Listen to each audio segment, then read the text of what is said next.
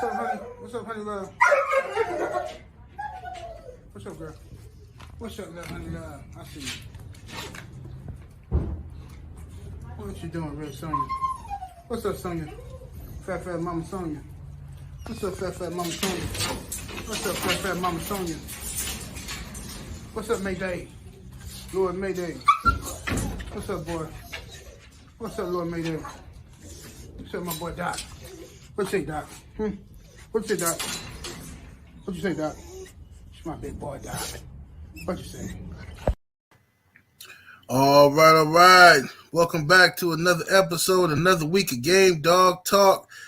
And we got the OGs on the panel, man. This should be a great one.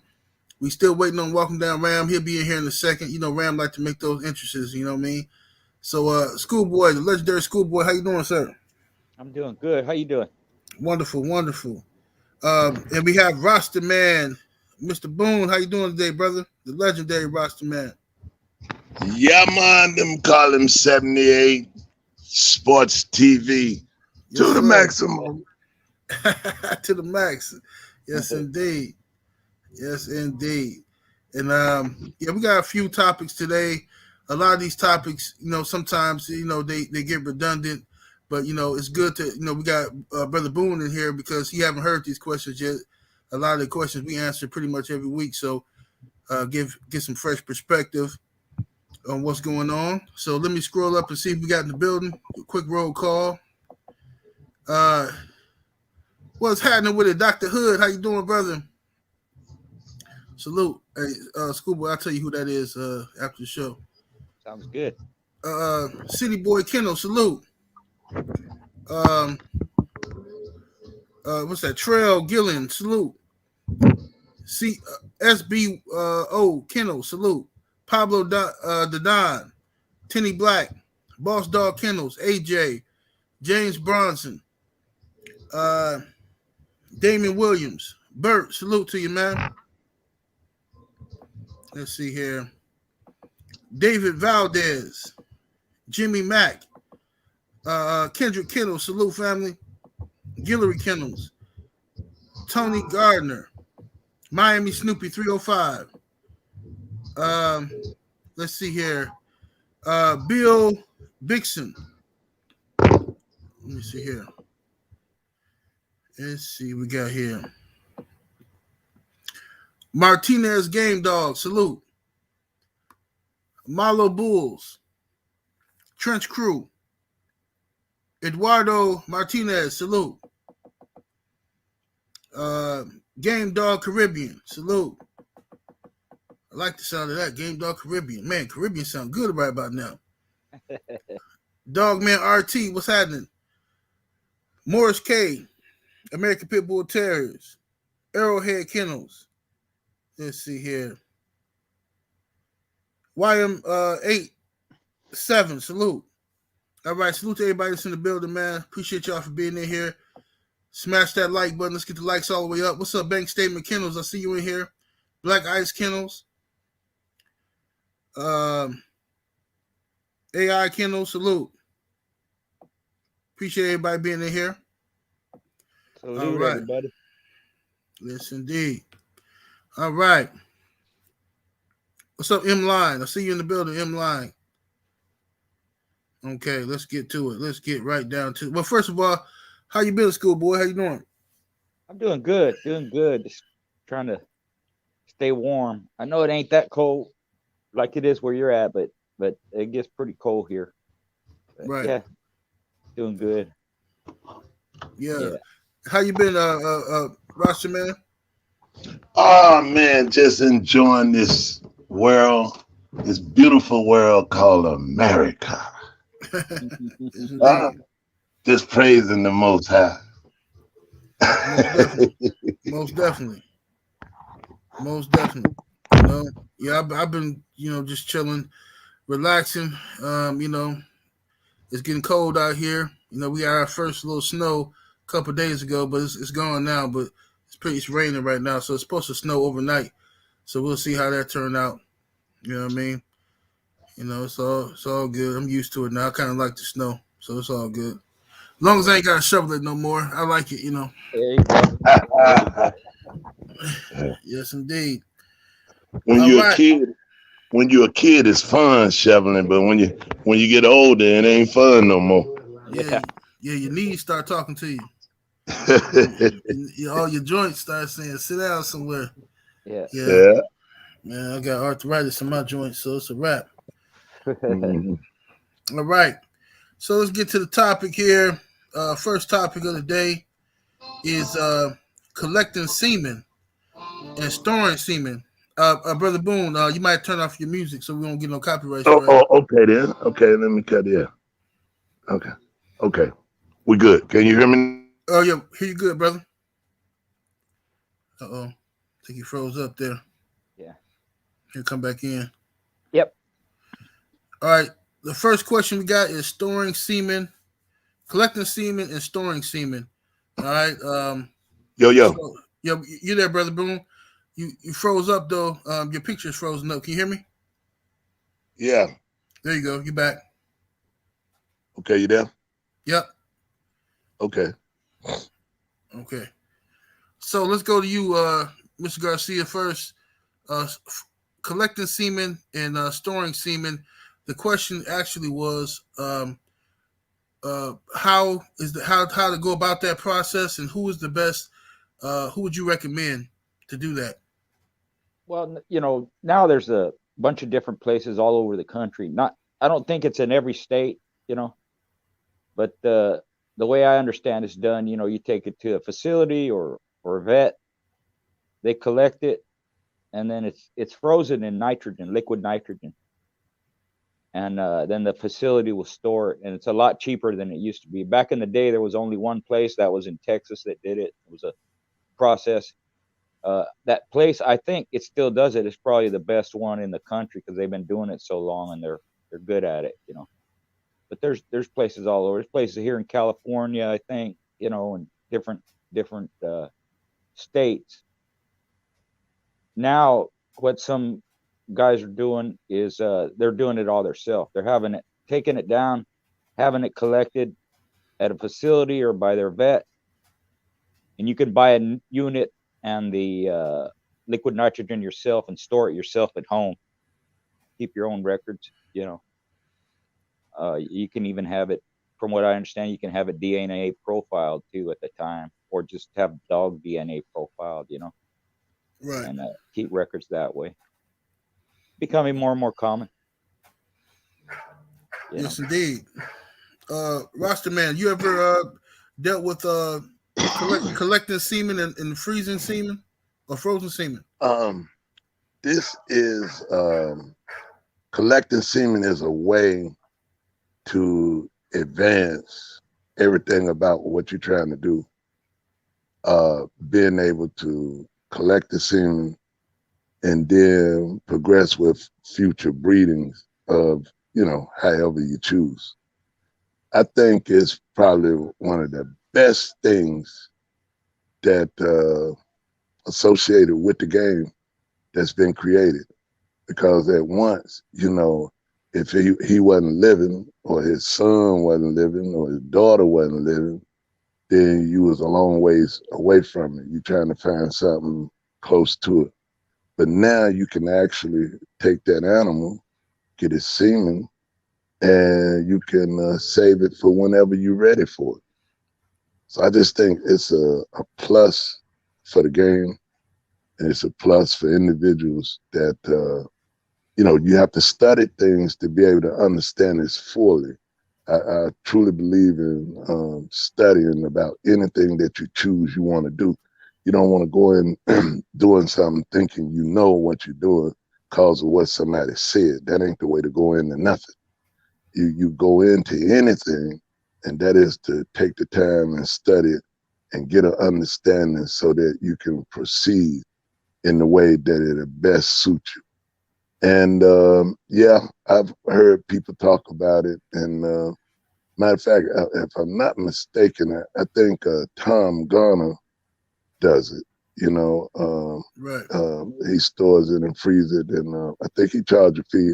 I'm not quite sure, but I think, because I ain't never I really haven't had a conversation with him about it, you know, but have, you know, different people have spoken on it, and maybe I'm gonna have to do that. The next time I see Tom, I'm gonna ask him all about that. But I think he does have a facility, and for you guys on the East Coast, anywhere in this area, you know, if you're trying to find a location or get a better understanding, he'd probably be a good person to talk to on this side. And Schoolboy's right that they got it where you can get the stuff, the nitrogen and the stuff that you need to do it yourself. But as again, you know, study and make sure you understand what you're doing. And there's a lot of people out there. So just research and find whoever you want to deal with. Yes, sir. Salute to my brother BFTB Boxing in that super chat. Much love and much appreciation. He says, the general salute. Salute to you, BF. Appreciate you stopping through, bro. Jimmy Mack in the super chat. Much love and much appreciation. Thank you for the support, brother. Welcome down, Ram. Big stepping in the building. What's up, Ram? What up? How y'all doing this evening? Salute to the OGs. Yes, sir. Yeah, man, them call him Ram Stally to the maximum. Already. You know what, Rump? Hey, Ram, what dog is that? That's not that pup, is it? No, hell no. That's a goddamn champion shotgun shorty, a.k.a. Black Dahlia. Oh, shotgun shorty. Okay. Yeah, DOY. Now, my pup big, but he ain't that goddamn big. I was about to say, man, that motherfucker, man, they didn't give you a motherfucking Labrador or something. Bully Cooter or some shit. No, he ain't that big, bro. I got one of them puppies off of her. Yeah, you do. Her mom. Yeah, that's that's the registration I did with a Schoolboy for that litter. Oh man, the little puppy I got is, man, she got when you look at her, when I look at bulldogs, you know, people look at bulldogs in different ways to see whatever it is they're looking for. And so I always look in the head and see if they got big old knot sitting up there. You know, I don't know. It's just something about that. I just kind of enjoy seeing in a dog. But man, her knot just not in the center. It's like her knot is all the way across the top of her head, man. So I'm really looking for her to be able to munch down or something, huh? Yeah, well, you know, she'll be able to probably climb buildings, maybe. Yeah, hell yeah. Yeah, there should be some, you know, well-built, hard-nosed, old-school type dogs, you know. That cross that they are, that shit is pretty fucking good. You feel me? What up, AJ? I see you, homie. What up, Live Life Real? What's happening with it? I see you in the building, Live Life Real.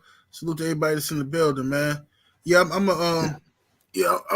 kind of full over here, but I'm definitely gonna make some room for some of that. You know what I'm saying? I got some in the works. I'm gonna wait till next year. I'm gonna wait until they have that litter that he don't want to let nothing go. That's when I'm gonna peel him.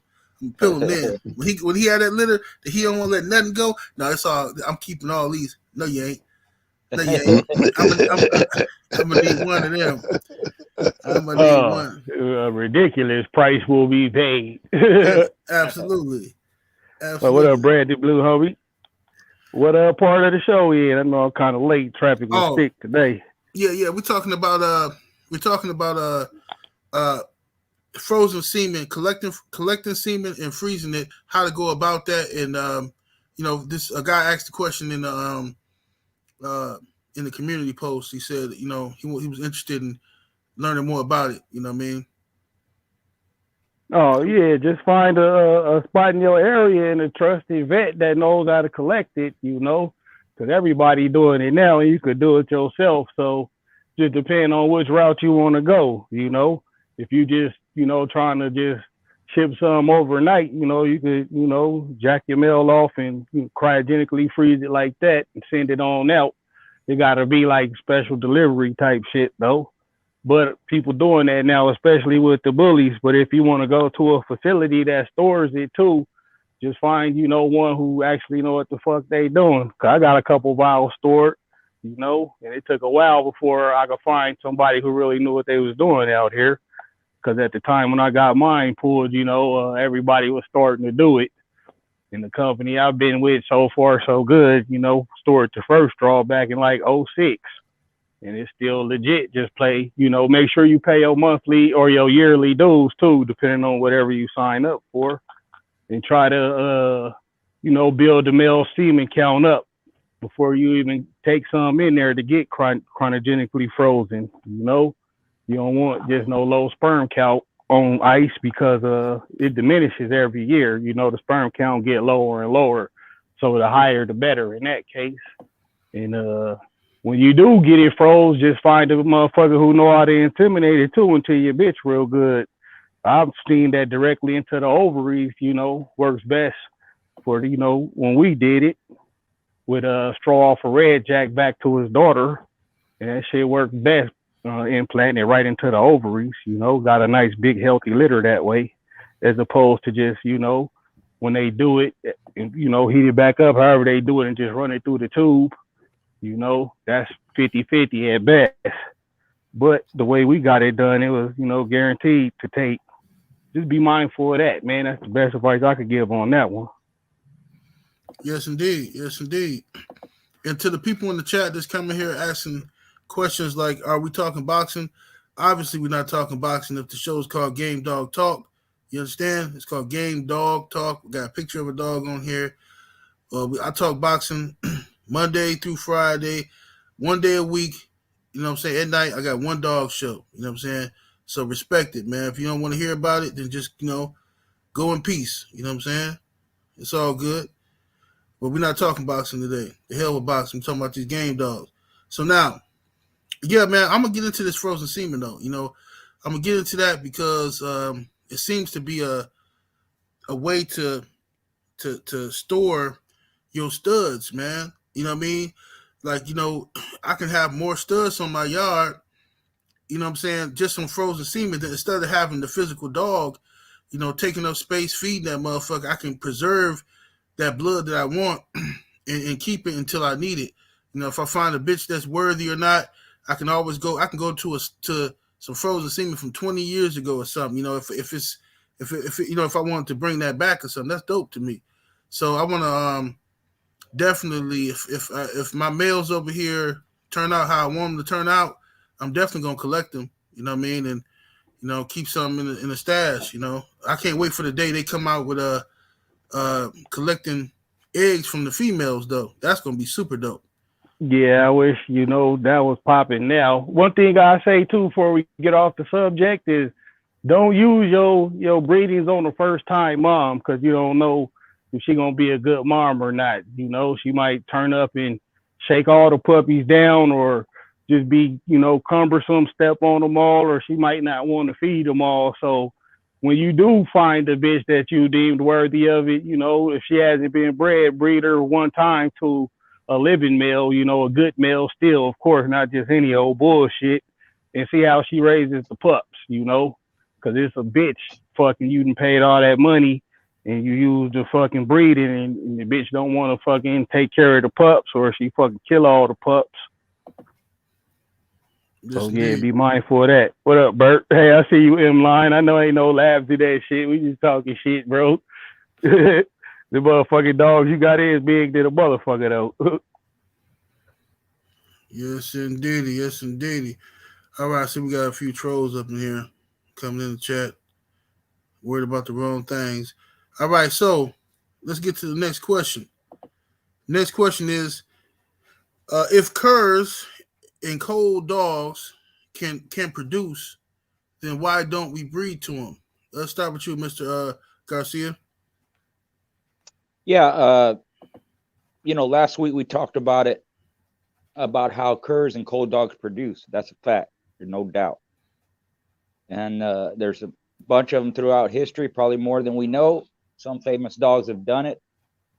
But what's the reason for not doing it? Because I made sure to stipulate at the end of the conversation that I didn't do that.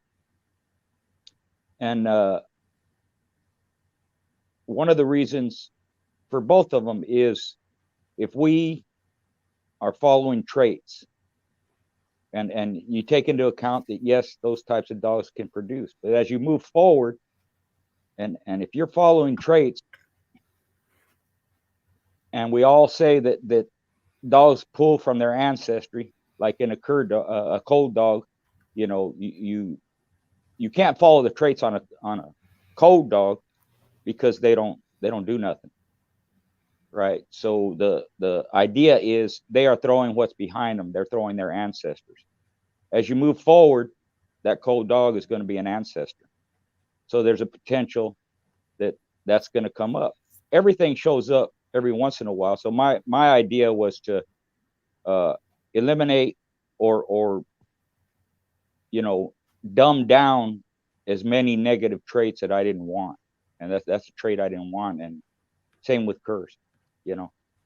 So at some point, if you introduce curs or you retain cur dogs or cold dogs, maybe the first generation, 2-3 generations, whatever, it's going to come out.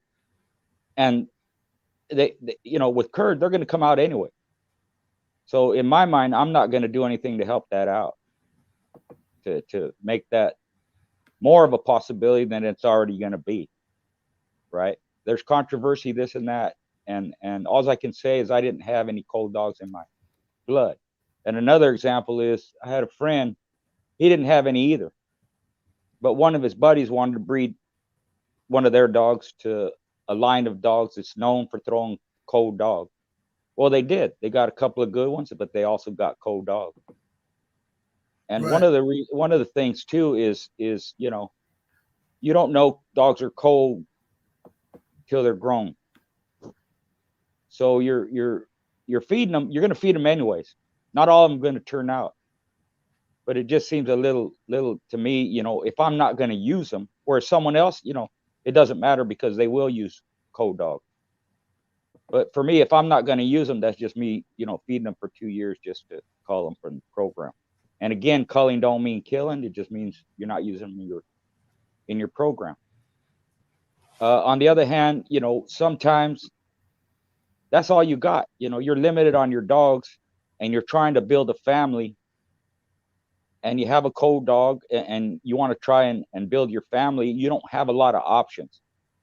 So I understand why people do it. I just wanted to make it clear that those are the reasons I didn't do it. Because like I said, with cold dogs, you can't follow their particular traits. You have to follow the traits of the family, but you can't follow their particular traits because you don't see them, other than structure and behavior, temperament, athleticism, maybe, you know. And with cur dogs, you know, I didn't keep them anyways. And that's just, again, retaining a trait that I'm trying to eliminate or dumb down as much as possible, you know. So that's my take on it. Yes, indeed. I see you in the building, Brown Sugar. Tay Brown, how you doing, sister? Brother Boone, Roster Man, what's your take on the question is cold dogs or cur dogs and cold dogs can, even though they can produce, why don't we breed to them? Well, throughout history, they've been doing it, and they still do it today. I think it comes down to the situation for the individual and the dog status at that time and moment. You know, if a man got 40 dogs, 50 dogs, and he done made several breeding, and he get 3-4 out of each litter that's good athletes, and then he decide that he would let the other ones go because they less potential. That don't mean the ones he let go can't reproduce the ones that he have. You know, because they genetically related, and you know, it's like we got schoolboy, you know, and if you want more schoolboy, you got to go to schoolboy seed. Now, all the kids may not be as smart as some of the other kids, but they'll still be good kids. You see what I'm saying? I'm not saying Right. cold dogs and cur dogs are good dogs. They just might not have the depth of talent as some of the others. And Right. so if that's your only means of reproducing what you have because you done lost the best one or the best two you done had to try to get back on that blood, but we all know once you take them to practice and they decide they don't want to be there or whatever, then you make your evaluation, to let them be a house pet or, whatever it is you decide you're going to do. And then you'll find some people that get them and make them house pets, and then they turn around and breed them, and then they get some astronomical dogs. You can look at the situation with Bark. I think they had a dog that they didn't think much of, and they gave him to a guy, and the guy bred him, and the dogs did real well. So in any line you're gonna get good and bad, and it's just a matter of being patient enough to enjoy, the process. Yes, indeed. Salute to the brother SFS American Pitbull Terrier Global in the building.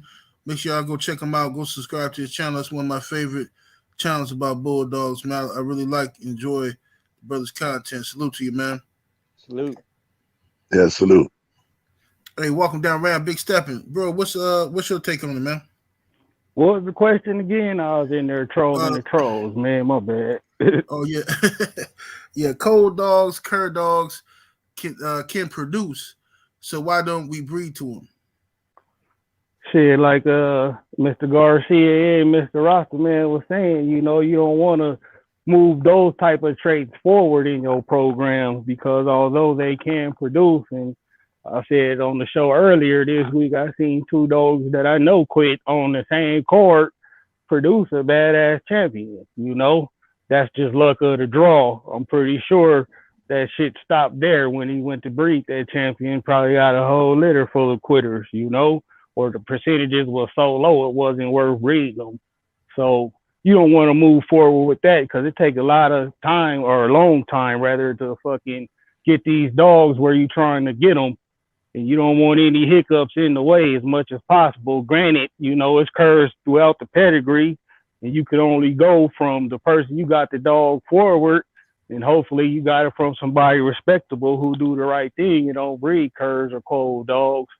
But again, back to the original point I was making, you don't want that in your breeding program because it's going to show up at the worst time possible. You could breed one cold dog and fucking might produce, but when you go to breed those offspring, they all just throw majority cold dogs, and you ain't gonna be able to find that out for at least 2 years minimum.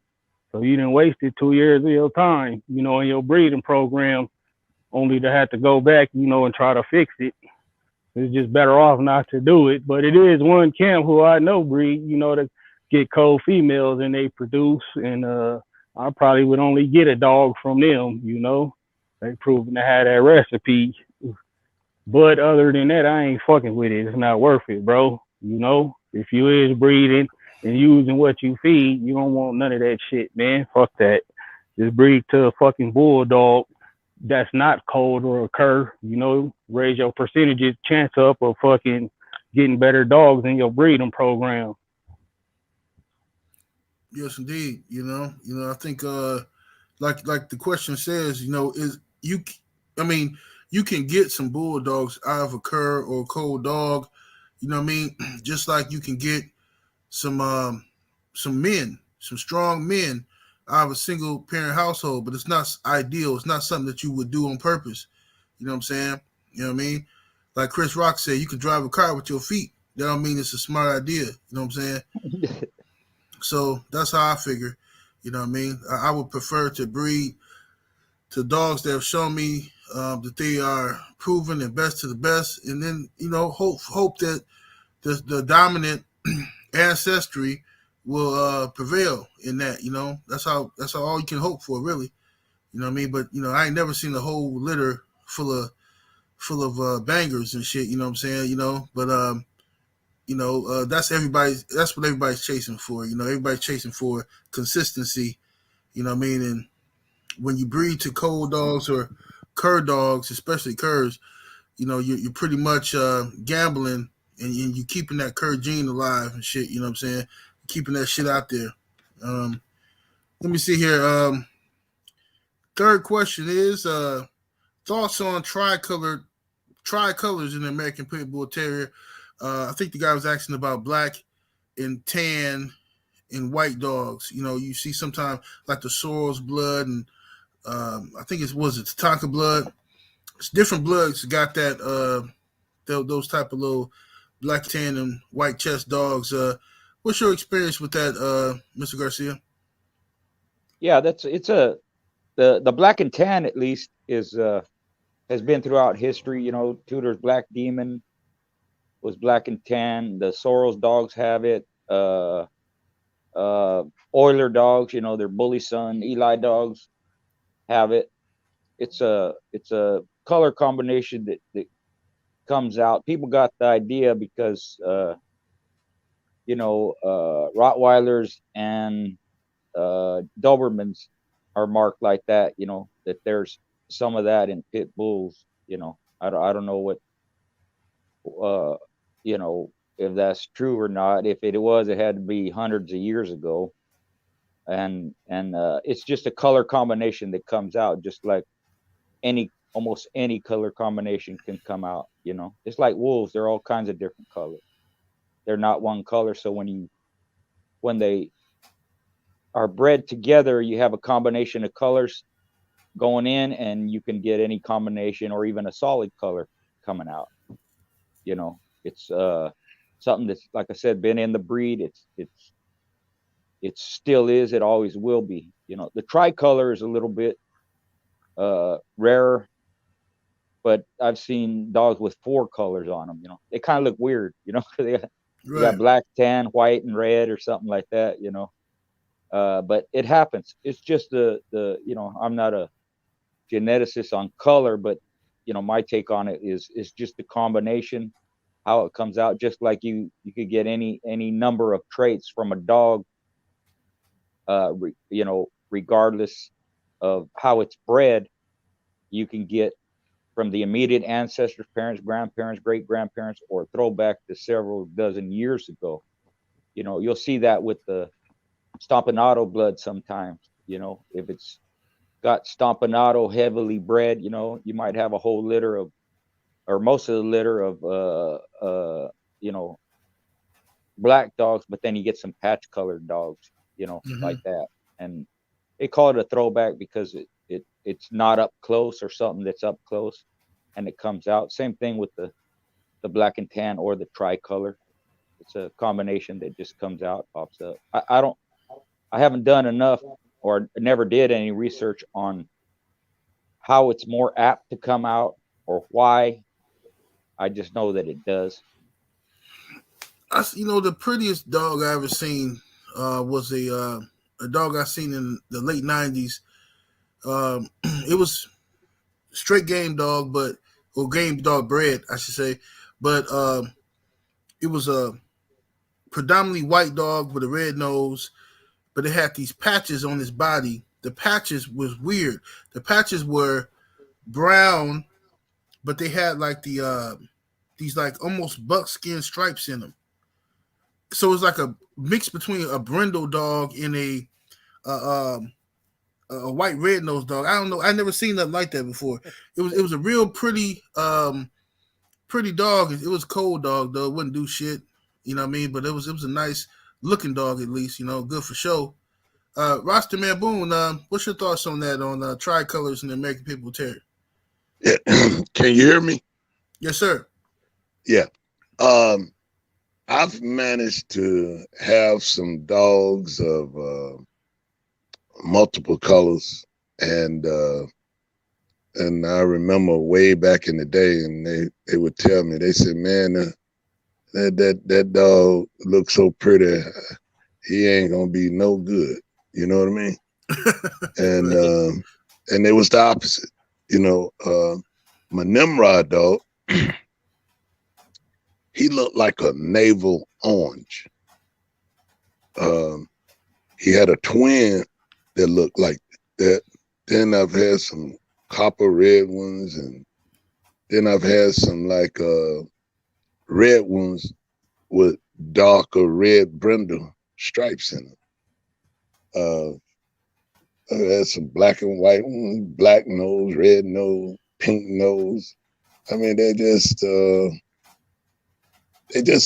dogs come in a variety of multi of colors.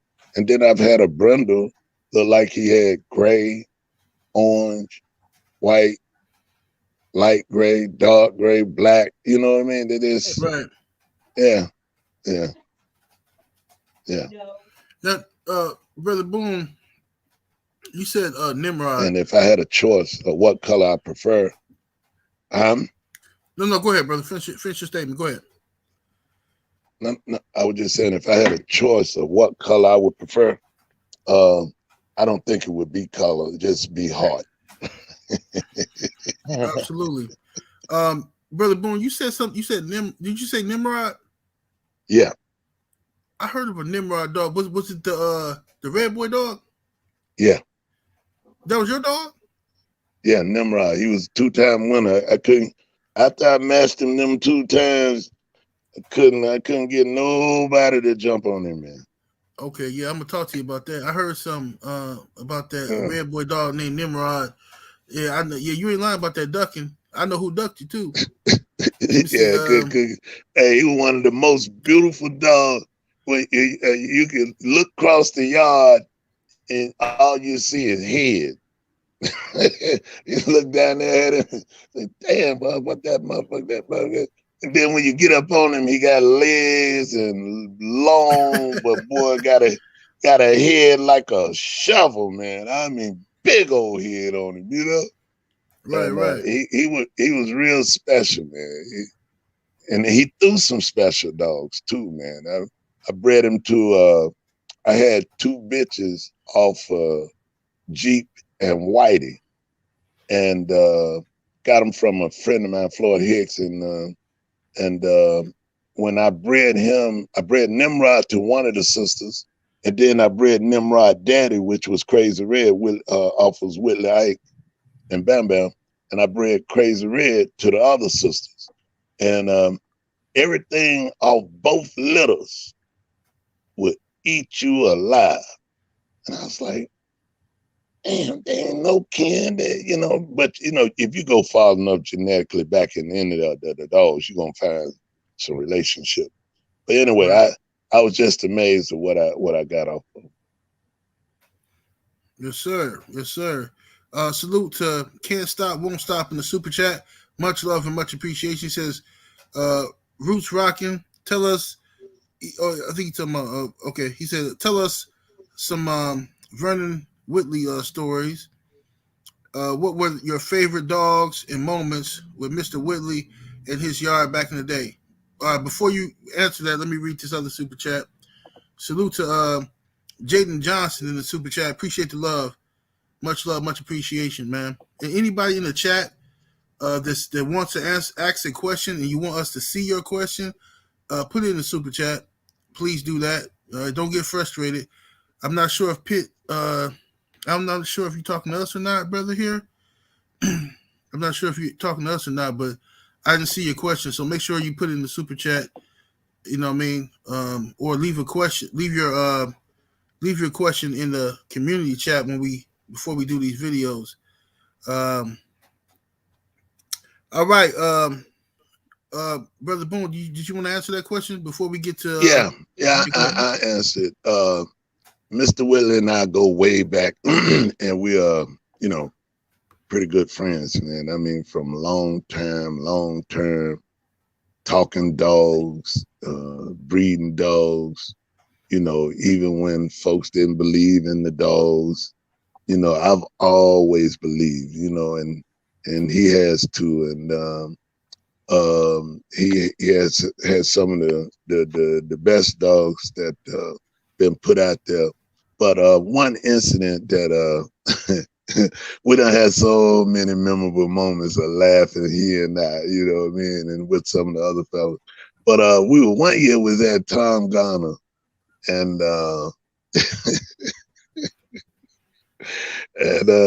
so I said, damn, I'm gonna give him the mic. I said, here, Mr. Willie, you know, because I'm on the mic talking, and you know, we kicking it, we just enjoying the event and enjoying the people. Because I think, see, I'm one of them guys that believe that everybody should be included. Now, maybe that might be wrong for me to think that way, but I think everybody should work a dog. Everybody should take care of a dog. Everybody should study about the dog. Everybody should do everything about the dog. So when you talk, you know what you're talking about. You ain't speculating. You ain't just, you know, somebody, oh, well, see, I did it. He talking this, that, and he ain't did a damn thing. Right. How you gonna talk about something you don't know? And to me, that goes back. The don't know teaching the don't know. You know what I mean? But anyway, so that's a topic for another time. But so I said, yeah, just say something to the people, Mr. Willie. I said, the people want to hear you.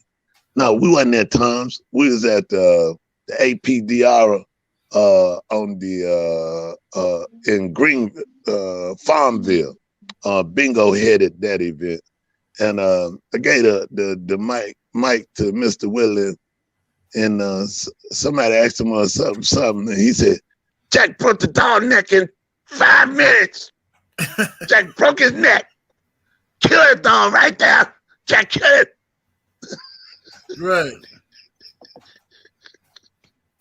And then, so I was like, so he got started, and boy, he just kept going. Boy, he stopped talking about it, he just kept going. I said, yo, man, go get the mic from him. Go get the mic. Right.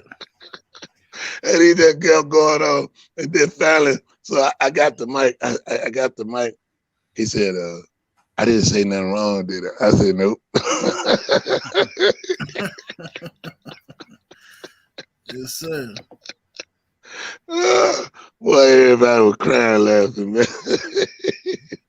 Because one thing about him, you know, and I know this, and anybody that know him, he's kind of like a small dude, but man, that joker get hyped like anybody you ever want to know. You know what I'm saying? I mean, he love the Bulldogs, man. I'm telling you, man. You know, so it's good to see that spirit, man. You know, that spirit that live in all us, man. We just, you know, it's like, you know, when you get touched with this loving, you know, Bulldog loving, it's like you can't let it go. Even when your wife raising hell, talking shit about what you ain't did and why you didn't do this and that, and you saying, I'll be back.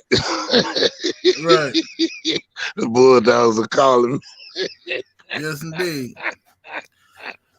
Yes, hey, indeed. And believe it or not, it breaks up happy homes. You know, because of the drive and the love that you gain, and I guess you could call it neglect, you know, because you so focused on that, you kind of slip on some of the other stuff, you know. Yeah, your attention. But yeah, but yeah, that's it. You can roll on. Yeah, a lot of women. I'm lucky in the sense that my wife, she give me a hard time about the dogs, but she love them dogs, man. She love them. She'll feed them before I get to them. You know what I mean? Before I go out there to feed the dogs, where you going? Feed the dogs. I already fed them. Like, oh, okay, look at it. You out there, she done cleaned up the shit. She done fed them. She love them dogs, man. So I done got lucky in that department. You know what I mean? She complained, and she'd say, oh, don't get no more dogs. I said, nah, look, my boy, he got a dog. I need to get this dog, baby. Nah, don't get no more dog. Then I get the dog anyway. And she's like, yeah, she cute. She like me. She like me more than you. I'm like, yeah, that's right. She do. She like you more than me. That's right. You know? Yeah. Fact. You know that's what I mean? the trick, though. You gotta find a dog that your woman like a lot, man. That's how I've been getting away with it. You know? Yeah, I get fucking 20 dogs, long as it's that one she like, that's the one in the house. You feel me? Mm-hmm. So, Ram, what's your take on the tricolor? You had any experience with tricolor dogs? Yeah, I had some surreal stuff that was tri-colored, real good, bitch. Off of some of that Collar's bull stuff, Kohler, however you say that shit. That's just, you Taylor. know, a recessive trait that pops up. You know, it's just made dominant in Rottweilers and Dobermans, but that's a recessive trait. It pops up in Eli dogs and fucking goddamn every dog, ZEBO, all that shit. Ironhead himself was a black and tan dog. You know, I didn't even see a few honey bunch crosses come out black and tan, looking just like Ironhead. It's just shit pops up. You know, Damn, nothing I didn't know mythical. that. Yeah, nothing I learn special. something None of every that. day. I didn't even know Ironhead was black and tan. Yeah. Yep. And that further, you know, made me kind of think Honey Bunch might have been off of them, just seeing the Honey Bunch crosses like that, you know, more repeatedly coming out black and tan when bred more on the Eli Carver side of the game. Just something to think about, you know. Yes, Yeah, it indeed, man. happens. It pops up. Shit. I always wanted Just like any other Oh, go ahead. dog. No, No, you go go ahead, ahead. That's all. I was wrapping it up. No, I was gonna say I always wanted a black and tan bulldog though, man. I always thought that was a dope colorway for a game dog to have that black and tan. I always thought I never had one. I knew a few people that had some, but unfortunately they wasn't good dogs. But that's just from his yard because you know he kept everything, man. He kept every fucking thing. Curves, he didn't give a fuck. You know what I'm saying? Man biter, he didn't give a. He kept everything. So that it's not a fair judgment of the dogs and shit with his yard. Yeah. No, there's been some real good black and tans. But go ahead, my bad, OG. Yeah, Mr. K, Champion Seeker was black and tan. He fought on the same card as Big Red Sister, Miss Rowdy, and Mr. K had all that. It was inbred, real tight bred bully son and Carver stuff. He had several dogs that were like that, but I remember that little Seeker dog. He was like a 30-pounder. It was a 2-card show. He won and I won. When I got my revenge on Bobby. Yes, sir. Yeah. Salute to the provocative bully in the super chat showing love. Much love and much appreciation, man. He says respect. Yes, sir. Salute to you, man. Shout out to all the bully community that's watching right now as well. You know what I'm saying? Tay say the Dobermans too. Yeah, I should like Dobermans and stuff. I remember when Dobermans was hot. You know, it went through a stage of Dobermans and Rottweilers and German Shepherds, and the game dogs got hot. You know what I mean? It's just like, you know, I remember Dobermans. I had not me, but my uncle had a Doberman named Dillinger, who was a guard dog. And, you know, he was a great guard dog. But he got dealt with as soon as they game dog got loose one day and didn't respect Dillinger's job and destroyed him. You know, had no respect for Dillinger. You know, but Dillinger was a nice dog, man. You couldn't get near him. You couldn't get near us, I should say. We're around him. Let's see here. Another question is the myth of 4-way crosses don't work. Where did this myth come from? And have you ever heard of the myth that 4-way crosses in the American Pit Bull Terrier don't work, Mr. Garcia? Yeah, it's a myth. And I don't know where it started. I don't know why it started, but just about every famous dog man going back in history, their family of dogs is compromised of several different bloodlines. Like Heinzel, for one, he's one of the most famous. His are like 5 different bloodlines. You know, it's Corcoran, Corvino, Tudor, Hemphill, Corcoran, Corvino, Tudor, Hemphill, and Lightner, right? So, you know, a lot of dogs, and like I mentioned before, you know, back in the day, if you looked at the ROM list, most of the top producers are outcross dogs.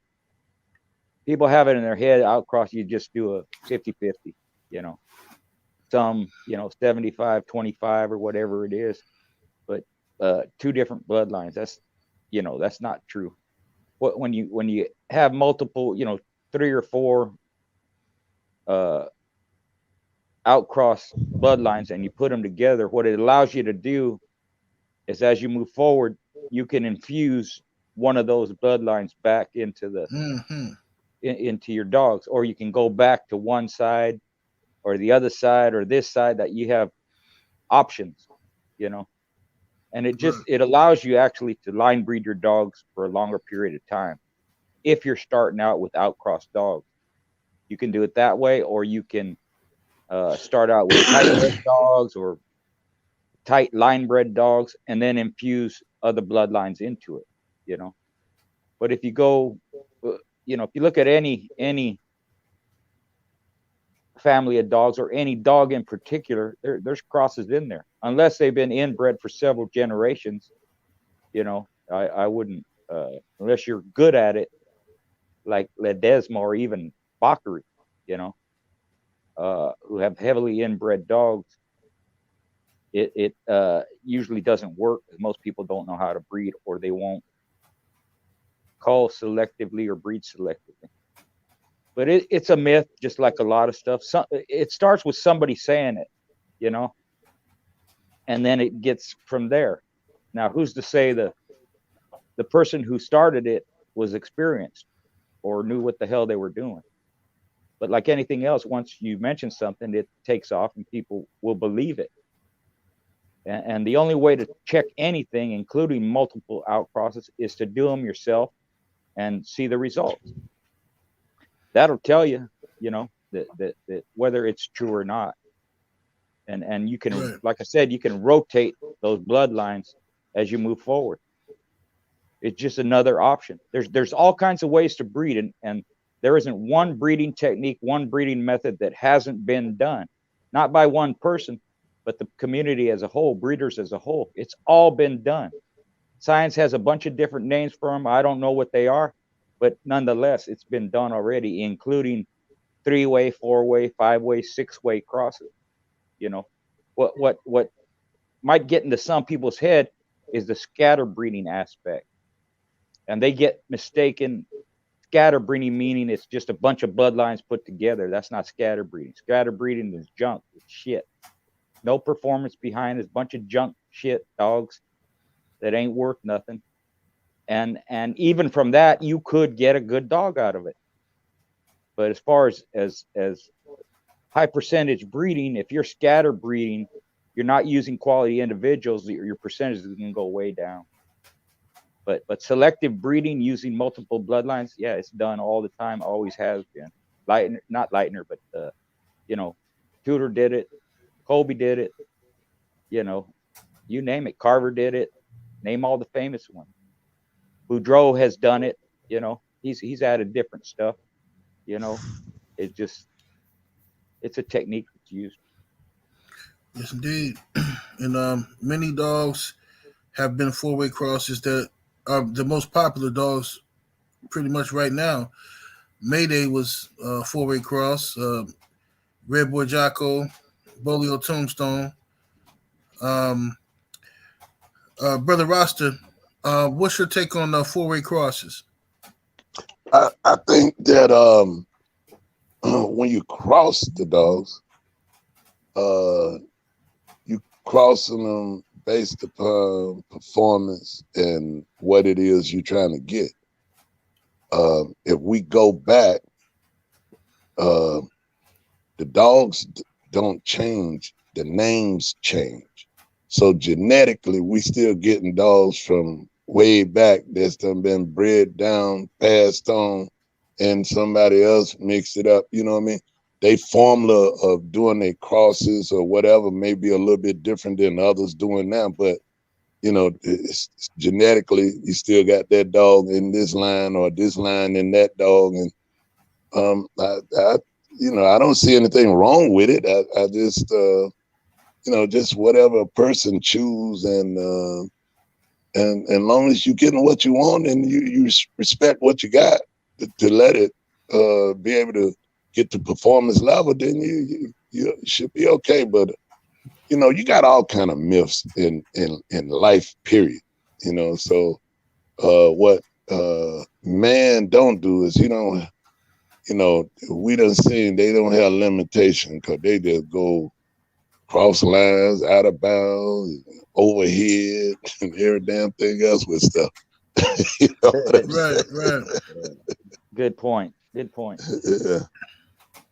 All right, brother. Welcome down, Ram. What's your take on it? 4-way crosses. Shit, I like them, man. You know, that's a good old way to refresh any bloodline. Cause like the OGs was just alluding to, you could breed that shit to any bloodline that's in there. You know, and you could try to tap in on that. If you a bloodline chaser, that's why it's better to just follow the trait.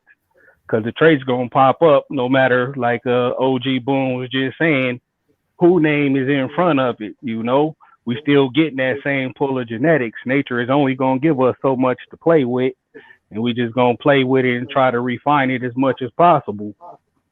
But you know, 4-way crossing. One of my better dogs was a fucking 4-way cross. You know, some old Belgian Club, Weiss's Maximilian, some old Turtle Buster and Eli. And that was Champion King, old Dick and Balls. Big tall motherfucker go right to your dick and balls every time. Get you out of there. Bite that shit off if you don't fucking pick up. You know, and he threw those traits no matter, you know, what he was bred to. So it's just, you know, like OG Mr. Garcia was saying, it's just a motherfucker be saying shit, you know. 4-way and 5-way crosses is what you see most of the time performing and producing. So a motherfucker to say no against that probably just had a bad experience with it. Like, it's like me saying all Frisco dogs is junk. That ain't true. Shit, I got some badass Frisco dogs now, you know, because I know what the fuck I'm talking about. Point being, motherfucker who said that shit probably didn't know what the fuck he was talking about and just talking shit. Because he had some pure line bred shit he wanted to sell the motherfucker. Yeah, exactly. Yeah, people, you know, look, you know, pure line bred dogs is good stuff too. You know, you find some good stuff in there. You find your problems in there. Same way with the crosses, the outcrosses and stuff. You know, I seen a dog that was bred real good to me. It was a MAYDAY dog, which is, you know, it was MAYDAY MACHOBUCK dog, which is basically a REDBOY JOCKO BOLIO Tombstone dog, but it was crossed to some Eli stuff, and the guy told me, oh, you know, he's scatterbred, but he's a good dog. Like, that's not scatterbred, bro. Like, that's not scatterbred. What are you talking about?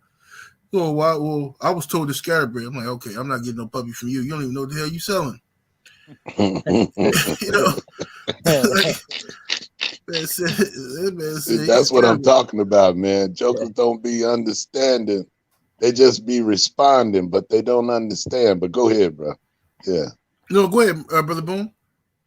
No. I was just elaborating on what you were saying. Yeah, you're right. They don't understand. They just be talking. That's all. Yeah, that's all they be doing. All right. Another question we got was the art of breeding. Okay, breeding quality dogs. Can anyone do it? All right. Is it really as simple as just getting a couple good dogs and breeding them together, or is there a science behind it? We go with you, Mr. Garcia. Yeah, anyone can do it if you're dedicated and you understand breeding and you have certain rules for yourself and your dogs. You know, anyone can take 2 dogs and breed them together and get good dogs. We can go back to the cur, cold dog, all that. It's the longevity that counts. How do you keep it going? How do you breed for generation after generation? You know, you have to have a plan and follow the plan. And if part of the plan doesn't work out, stop right there, do something else.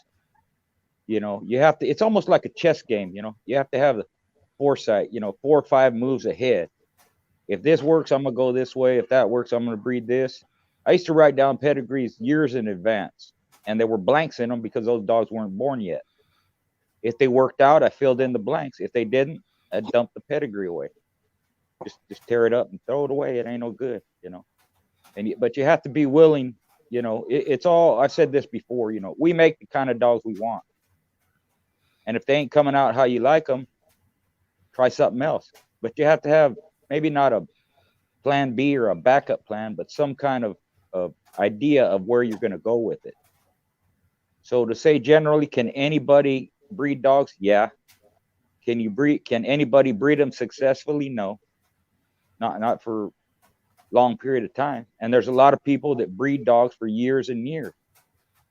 You know, the only way to know if you're successful is keep track of everything, have some results, and you know, judge it on that. Yes, sir. Roster Man Boom, what's your take on that? I think if you breeding a family dog, it's important that you be able to see, you know, what you've seen before. And that's what I mean, you know, in a quality animal. So long as you continue to be consistent with it and getting quality animals, then, you know, you just keep doing what you're doing. But if you breeding and you constantly getting less than, then, you know, you got to figure something else out. You know, you got to change your route. And none of it's hard to do. It's just a matter of having self-discipline, being disciplined enough to stick to what it's going to take to get what you need. And sometimes you have to depart. It's just like you got a girlfriend and it ain't working out. So you just, you know, figure, say, okay, well, we're going to be friends, but everything's still going to be Gucci, but you going this way, I'm going this way. So, you know, lines of separation. You got to be able to figure out what's working, what's not, and being able to separate yourself to get to what's working. You know, and another thing too with me is I just don't believe no one person is the scientific breeder. I don't believe that. You know, you could take somebody that ain't never had a dog in their life and they breed them, and good God Almighty, they got a whole litter of aces. So being able to recognize and see a good dog, you know, can take you a long ways, because whether you bred it or not, or whoever bred the motherfucker, if it's an ace, it's an ace. I don't give a damn. You know what I mean? But if I breed it, yeah, that's good too. But if somebody else breed it, I'm just as happy. You know, it don't matter. Just depends on, you know, how you see it. Now you got some of these guys, they want to call themselves the best producer of dogs and this and that. And you know, quite naturally, they're gonna go through a whole lot that they probably don't want to put out there, or they put out there and they wish they hadn't put out there, or they put it and things just didn't work out. But not to say they ain't gonna get none, but you know, it's just how consistent you can be year after year, year after year, and getting the best quality animal. And then, you know, life changes, you know, like different things are happening in your life while you're dealing with the dogs. You know, you had a yard, oh, I got the yard ready. I got everything in place. Everybody look good. Bam, here comes some straight bullshit. Right. You know what I'm saying? So then bam, that might be gone. You know what I mean? You just don't know. But anyway, you know, all kind of things happen. But if you breeding and you staying consistent and you seeing what you want to see, and everybody able to go to the track and win races, shoot, man, you can't ask for no more than that. Yes, indeed. Oh, I was just about to go to Ram. Ram fell off. He'll be back in. Something else I'd like to add. You know, a lot of times people are reluctant to cull dogs, you know, or not use something. You know, they look at it like, I got money involved, you know, I got time involved, all this work, all this stress, everything, you know, and maybe they want to get something back on their return, or they just not that way, you know. And my thing is, you know, that happens to everybody. Not everything works out. And for me, if something didn't work out or it was something I didn't like, it's kind of harsh to say, but I just got rid of it. There you go. And what there you go. Help me deal with it was some of the best breeders in all facets of sporting animals and working animals and livestock did the same thing. They did the same thing. If you If you're able to do that, you'll save yourself in the long run. A lot of heartache, a lot of pain, even some money and time. So don't let it bother you to where it becomes an issue if you call something out of your yard. I called a whole bloodline of dogs because they wasn't working for me. And what I ended up was better. And I went with that and I followed those dogs and I kept that. And I just put that other shit that it didn't work out, I just put it out of my mind. I wasn't concerned with the money or the time. You know, you're going to do that anyway. So that's just something I wanted to add. Yes, sir. Yeah, lines of separation, being able to separate yourself from the things that you need to do and you don't want to do. You know what I mean? Yeah. True. You're right, schoolboy. Yes, sir. All right, I'll ask Ram when he come back. A guy asked a question. He says, "Can I still breed my male who has heartworms?" Again, he took his dog to the vet, and they said that his dog had heartworms. His females, and he wants to breed the dog. He wants to know if that's going to negatively affect his dog or anything. Schoolboy, what's your thoughts on that? You can breed them. It's not something that's passed on that way. In fact, it's been done with a lot of dogs. You know, I would, you know, my take on it, his female's in heat, so he wants to breed the dog before the treatment for heartworms is done. You know, unless it's real bad and the dog gets overexcited and has a heart attack, it shouldn't bother him. You know, White Rock had heartworms. Tudor Spike had heartworms. Probably Pit General had heartworms. You know, there's a lot of dogs that they sold White Rock because he had heartworms. You know, they sold him to Bibo Goanaga in Puerto Rico, and he still produced dogs after that. I don't know if he was treated or not. Back then, the treatment was real harsh. Some dogs didn't survive the treatment. Now, you know, it's better. They'll survive it. But yeah, you can. I don't see any reason why not, other than him keeling over from a heart attack. You know, the vet can tell him what stage they're in and with treatment. I don't know if the treatment could affect the sperm count. He'd have to ask the vet that. I would just question or even Google it, see what it says. Google different, you know, don't just read one thing. Always Google, you know, and look at different sites or different information. You know, a lot of stuff with dogs comes from, you know, Merck, you know, the Mayo Clinic, Davis, you know, University, UC Davis, you know, in California, right? Stanford. You can look up stuff from them, but I don't see any reason why they can't be bred. It's been done before. What's your take on that, Brother Boone?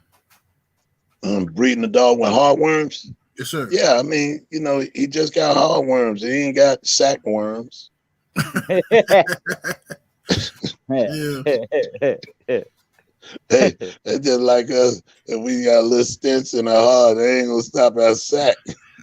Heck no. Yes, sir. I'm just gonna lay back and sweat, but it ain't gonna stop me. Hey, schoolboy, when they made that song, "Come On and Sweat," that they made that one for you, my brother. That's it. If there's a way, I'll figure out how to do it. You know what I mean? Yes, indeed. Yeah, I wondered that as well about heartworms. Heartworms always scared me. Because when I first started getting dogs, the word was you can take your dog to the vet. Okay, you got some heartworm medication. If they have heartworms already, they'll die from this medication. I'm like, shit. Well, I'm not giving it to them. Fuck. You know what I'm saying? Yeah. But if it's changed now, yeah, then yeah, most definitely. Well, that was with the ivermectin. You know, we'd have to check again now. But back in the day, it used to say if your dog has heartworms because it's a heartworm preventative. You know, if they have heartworms, ivermectin could kill them. You know, right? But there's a treatment that the vet gives for heartworms, you know, and it just depends on how bad it is whether the dog's going to survive it or not. But yeah, something like I think Babesia, they can transfer that from what I understand. That was just hitting when I got out of the dogs, but I think babesia can be transferred, but stuff like heartworm, parvo ain't transferred, coronavirus ain't transferred, you know, leptospirosis and stuff like that. But you know, yeah, I don't see a reason why, you know. Like Boone said, what'd you say? No, it ain't nutworms or whatever. Yeah, you ain't got no sack worms. Yeah, sackworm. Yeah. Yeah, salute to Ill Will from Killerville in the super chat. Much love and much appreciation. He says, I'm trying to get my dog to stop slipping his collar. I've been using 2 collars and 2 bull snaps connected to the same lead. Anything else I can do? Before we answer that, let's go to Ram. Ram, you there, bro? Yeah, man, my bad. Motherfucking chicken distro hit me. Fucking wing order is ready. You know, I'll be selling chicken wings too. Oh man, hey, low key, I'm on DoorDash right now on another screen, about to order me something, some pizza or some shit. Yeah, we introducing a new flavor tomorrow, so nigga ordered 1,000 wings. I'm on the way to pick them up now. 1,000 wings. Yeah, Man, 1,000 raw ones. You know, we got the chicken restaurant too cracking. Yeah. Okay, what flavor is that? What flavor is that, Ram? I'll tell you behind the scenes, cause we ain't launched it yet. You feel me? Oh, okay. Oh, yeah. We don't want to give it out. Somebody will. Yeah, we're gonna launch it. Yeah, we're gonna launch it tomorrow. Yeah, exactly. Okay. So yeah, we're gonna do 250 wings a piece on the new flavors and get them hoes selling. You feel me? And really selling birds around this bitch and not dope. Good. Absolutely. Good. That's what it is, man. Shit. I wish I was down there because I'm hungry in the motherfucker right now. Hell yeah, we still got Nacho Express too open tomorrow. So everybody that's in the city, you know, come on down, get you some nachos or some chicken wings. You feel me? Yes, sir. Ram, what's your take on the dogs breeding a dog with heartworms, male dog with heartworms? Any complications in that, or how you feel about it? Hell, shit. They bred Chinaman balls off, and he had heartworm. Shit, you know. The motherfucker ain't, that shit is not fucking transferable. It's not an STD. Motherfuckers with a bad heart can still bust a nut. You know, for real. You dead ass. You know, hopefully they can be treated before they take the dog out. You know, but that shit, man, you better breed that motherfucker. And if it's too far along, definitely breed him because he about to be out of here. You know. Yeah. So hell yeah, man, ain't shit. It ain't like it's goddamn babesia or no crazy shit like that. Just breed that motherfucker, man. Yes, sir. Y'all like I say, Frisco was made with Chinaman, and he had heartworms then, you know. Yes, sir. I think Vindicator had heartworms too. ZEBO brother, did he? Yeah, he did. Yep. Yeah. Mm-hmm. All right. Well, y'all smash that like button while you're in the building. Let's go to Ill Will from Killerville's question. He says he's trying to keep his dog from slipping the collar. He says, I've been using 2 collars and 2 bull snaps connected to the same lead. Anything else I can do? Man, you use an old school bike tire, or not the tire, but the inner tube, to where it'll fucking, you know, choke them against the lock. But that's old school, you feel me? And depending on the environment you at,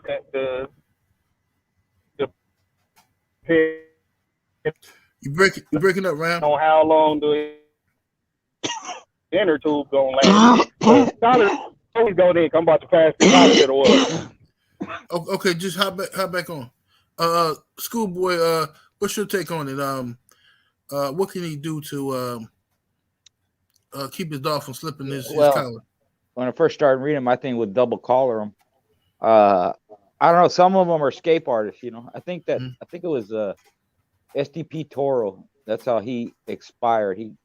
They couldn't keep him tied up. You know, they double collared him and this and that. You know, they'll dogs know that they're confined. You know?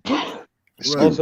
Most of them just, they ain't gonna go through the hassle of trying to fight out of it. You know, they're cool. how you say, they're okay with being confined. They understand it, because most dogs, if they were to try, they'd hit the end of their chain and just yank their head out.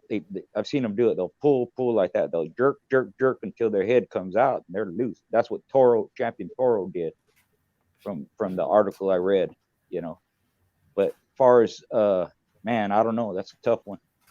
Keep them in if he's doing it when he's walking them, that could be a liability. If it's at home, and you got them chained up, you might want to put them in a kennel, try and make it as escape proof as you can. If he's kept in a, you want to put him in a metal kennel, it's hard for them to chew out of that. But I've seen them break those too, man. They break their teeth, but they'll bust the side slats out. It's just bulldogs are determined, so that's a tough one for me. Right. Rasta man, what's your take on it? I would suggest the brother do a little testing on what he got going there. Normally, if you got a collar on the dog, you should be able to put 2 fingers through the collar with his neck in it, and it be kind of snug. You know what I mean? Just 2 fingers. But right. if you can put 4, 5, 6 fingers up under that collar, and that dog head is in there, then that means you got the collar too long. You need to shorten the collar. Put you some more holes in there in the collar. And what I would do, I would take the collar and put it around his neck, and then put my 2 fingers under there, and that would be my measurement. Now, if he's an escape artist, if you double do that, I just don't see him backing out of it, not unless he got a real pin head, and you just need to tighten down on that collar a lot more than you want to. Yeah. And when you double collar it, you know how you have the thick collar? Normally what you do is you have one collar thick and then a thin one to go along with it. So you have a thick and a thin rather than 2 thick ones, maybe like a 2-inch collar and a 1-inch collar, like that. That's the way we used to do it. No, 3, I would go, the 2-inch collar, and then the 1-inch. But you could try it both ways. You know what I mean? Yeah. Just to see if it, because some dogs are real determined, like you said, Schoolboy. They'll wreck themselves to just achieve whatever they want to achieve. Yeah. Yeah. Absolutely. I got a few dogs over here that's like that, but luckily for me, I don't have to keep them on chains or nothing. They're in kennels, but they hate being on. I put them on chain when I'm cleaning out the kennels and stuff and replacing the bedding and stuff, and they can't stand it. I mean, they'll just act ignorant.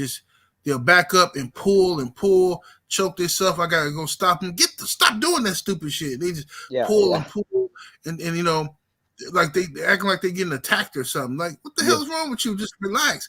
But that's my fault for not putting them on, introducing them to the chains as puppies. You know what I mean? Right.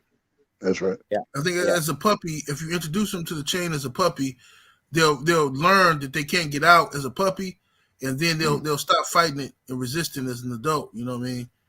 But even now they will. You just have to spend some time doing it. That's all. Right. Yes, indeed. Yeah, absolutely. All right. Next question we got here is let's see. Let me get down here. Can you recommend a raw food diet that's healthy for them as well as economical for me? A raw food diet. That's the question brother has. Schoolboy, you got any advice on that? I hear the barf, is pretty good. I'm not too into it. I didn't feed raw back in the day. I would research, look at the you know, when you find a company that sells it, you know, look at the comments and see what people think. Of course, those could be fake too, but you know, there's experienced dogmen that know what to feed. You know, going back to TJ, he was real good at it. I don't know if he would share it, you know, but you can figure out what you know, staple diet, you know, a complete diet, you know, and just figure out, you know, put it together, see how it works, feed it, maybe adjust this, that, you know. One thing you can do is look up and see, you know, how much protein a dog this weight needs and how much fat a dog this weight needs, and then, you know, other vegetables, fruits, and all that. There's all kinds of them, you know. But again, I'm not familiar with them, but people I know that use the barf one, it's a commercial one, they like it. Some, you know, most people I know that use it liked it, some didn't, you know. Most people make up their own, you know. And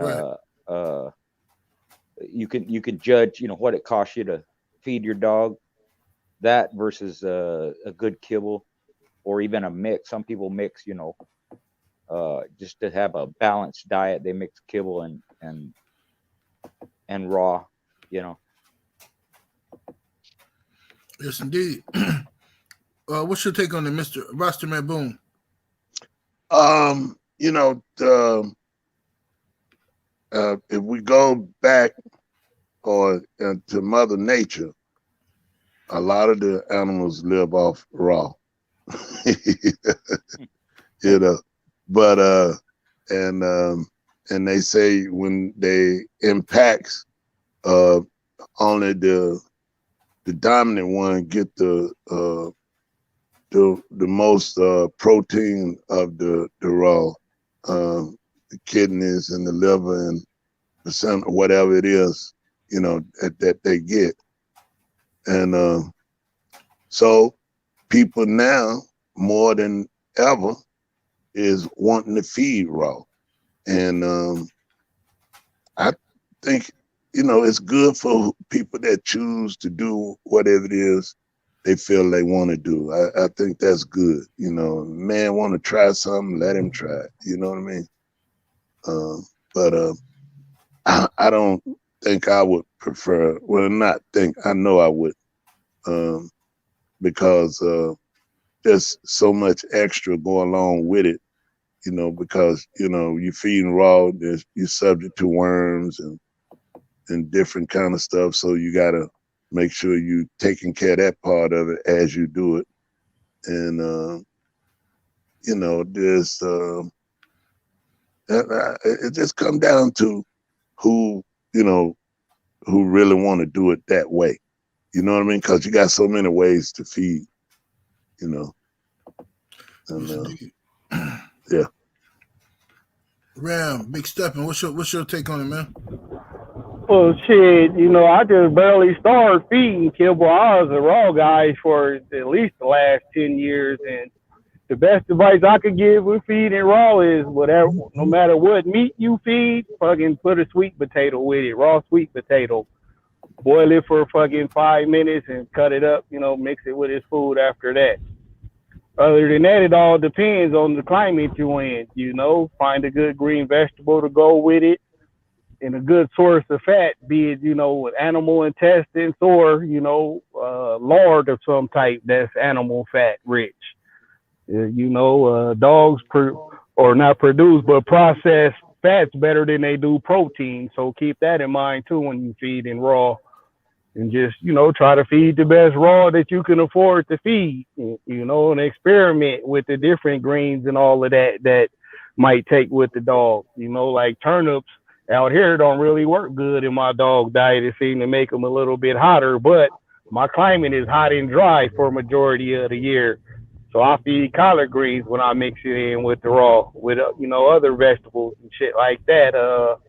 A good tart Apple works good too. You know, dogs seem to like those, so you might want to mix that in with it too. And just, you know, be mindful of what you feeding and pay attention to the dog, man. That's the best advice I could give you. Some dogs take to raw real good. Some dogs don't. When we was talking on a few shows back, you know, some dogs is allergic to fucking raw chicken now, which is nuts, you know? Yeah. I But I've had, like I had, shit, one of my dogs was like that on some old, it was an old Corvino, old family cross. That bitch was red nose. Fucking allergic to raw chicken. Yeah. That shit used to trip me out. Like, you wouldn't make it one day in the wild, bitch. Yeah.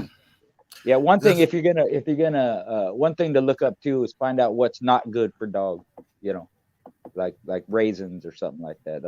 They can be toxic, you know, or different things. You can look up different sites and it'll give you a list of what not to feed your dog, you know. And it's a pretty good guideline. It's not saying that all that stuff will kill your dog, but they can be toxic or have adverse effects from it, you know. Right. Some people, you know, you put eggs, you know, like you want a protein and fat source. You know, you could add eggs, you could add, like Ram said, you know, yams, sweet potato or pumpkin, you know. Those are carbs and fiber, carrots, and, you know, even an apple if you want, you know, stuff like that.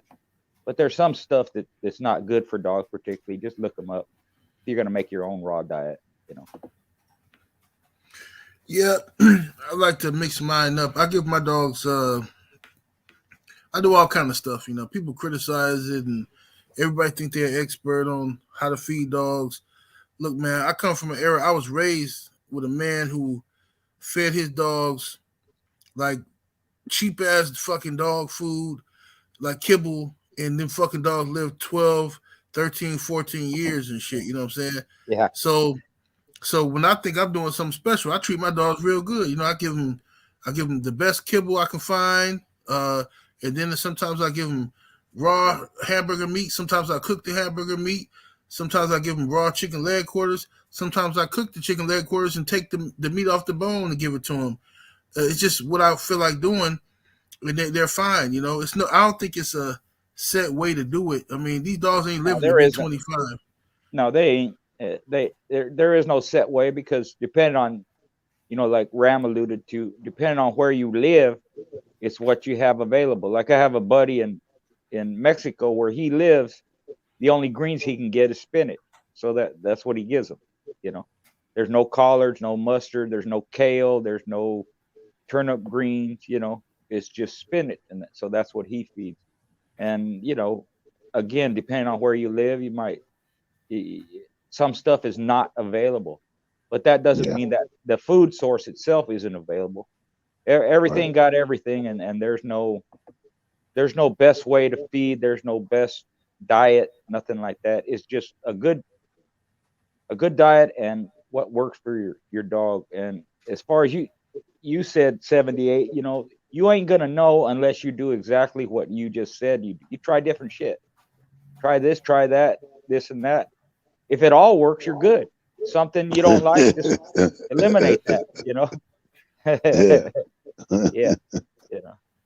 Hell, some people, like I said before, you know, the Africans trained on beer, Olympic African, you know, the athletes, you know. The Scandinavian guys trained on fish. They both gold medalists, you know. So, you know, whatever works, use that, you know. Yeah. You want to get into the quickest way to get into an argument on the internet is show yourself feeding your dogs, man. I mean, all the experts come out. Oh, that's so stupid. You can't feed your dog that. What are you doing? Like, dude, you just read this from some hippie in an article. You know what I'm saying? Some hippie told you to feed your dog kale and all this other shit. Like, bro, look, I grew up around some good ass dogs, and they didn't eat nothing but cheap ass fucking dog food, because that's all my grandfather could afford to feed them.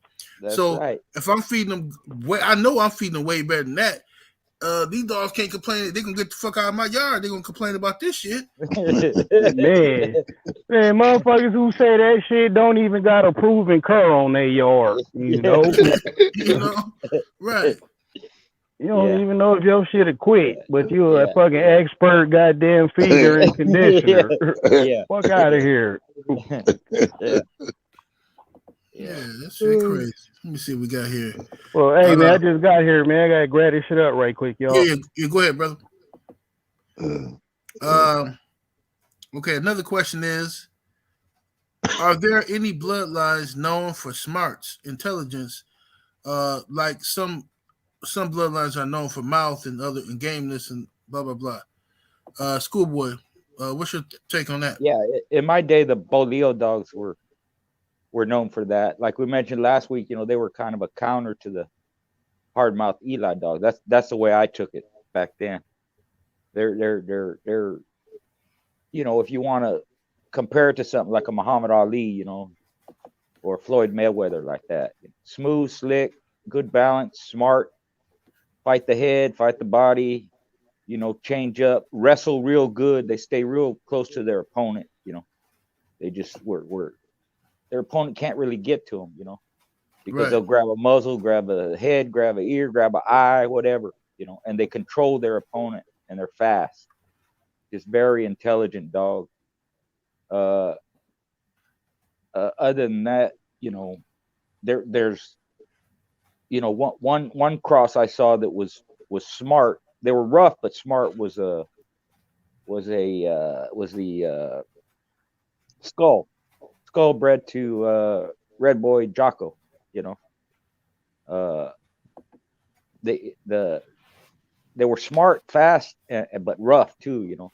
They fight the muzzle, the head, and then go back to the stifle. So those are pretty much, you know, what I was familiar with, like that. I heard the what was it, Turtle Buster too, were intelligent, you know. Right. Turtle Buster stuff. Ozzie Stevens Homer was smart like that. I think Charlie Boy, Ozzie Stevens champion Charlie Boy was like that.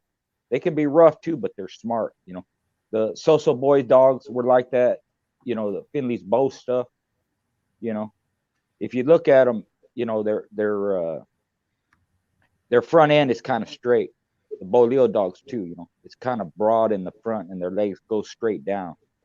For me, that's where they get good balance and good maneuverability. But I seen several of those dogs. Tito had them, and that crew, and they were smart dogs too, man. They'd stay on top, quick mouth, you know, just control the pace, control the show, you know. Right.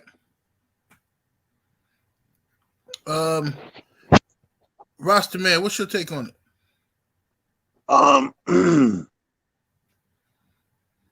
Repeat the question again. Dogs with smarts. Bloodlines. Is any type of bloodline that specifically you would go to for smarts or intelligence, like you would for mouth or gameness?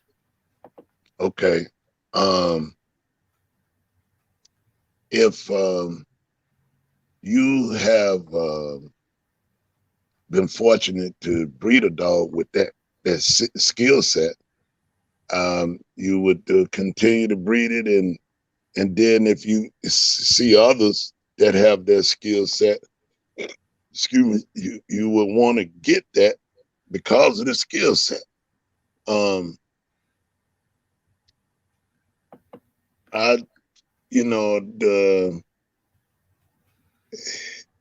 Some people, they look for different things. Some people just want a bully. You know what I mean? You know what a bully do? He just run you over. He just, Right. And some people want, people want different things, but I would prefer that skill set dog that's gonna control you. That's what I like not like, but I love about the dogs that come down off my Lady Stone stuff is they want to control you, stay close, and out quick you to the draw. Here, there, here. You know what I mean? Right. And that speed, that pace. You know, I love that. I believe that you know, the competition should be speed and pace. And Speed kills. well, you know, hey, your ass can't keep up, goddammit, you know. Yeah. you know what's gonna happen. Yeah. So you know, that's if I'm breeding that, I'm looking for those qualities, because I know that no matter what I face, it gives me a chance. Because if the opposition don't have those qualities and we got the pace, there you go. Right. You see what I'm saying? Done deal. Yeah. Yeah, you in the place. You know, you in the place. You know. Yeah. What happens is you know, if you can set a faster pace than your opponent, their conditioning going to run out first. That's the way I looked at it. There you go. You know, and if they can't keep up, you know, because they're moving faster than they normally would. They're not accustomed to it. You That's know, right. they have to keep up. They're usually one step behind, you know, that quick mouth. And they'll burn out faster. They'll run hot That's first, you know. They take longer to recoup. They just be a step behind.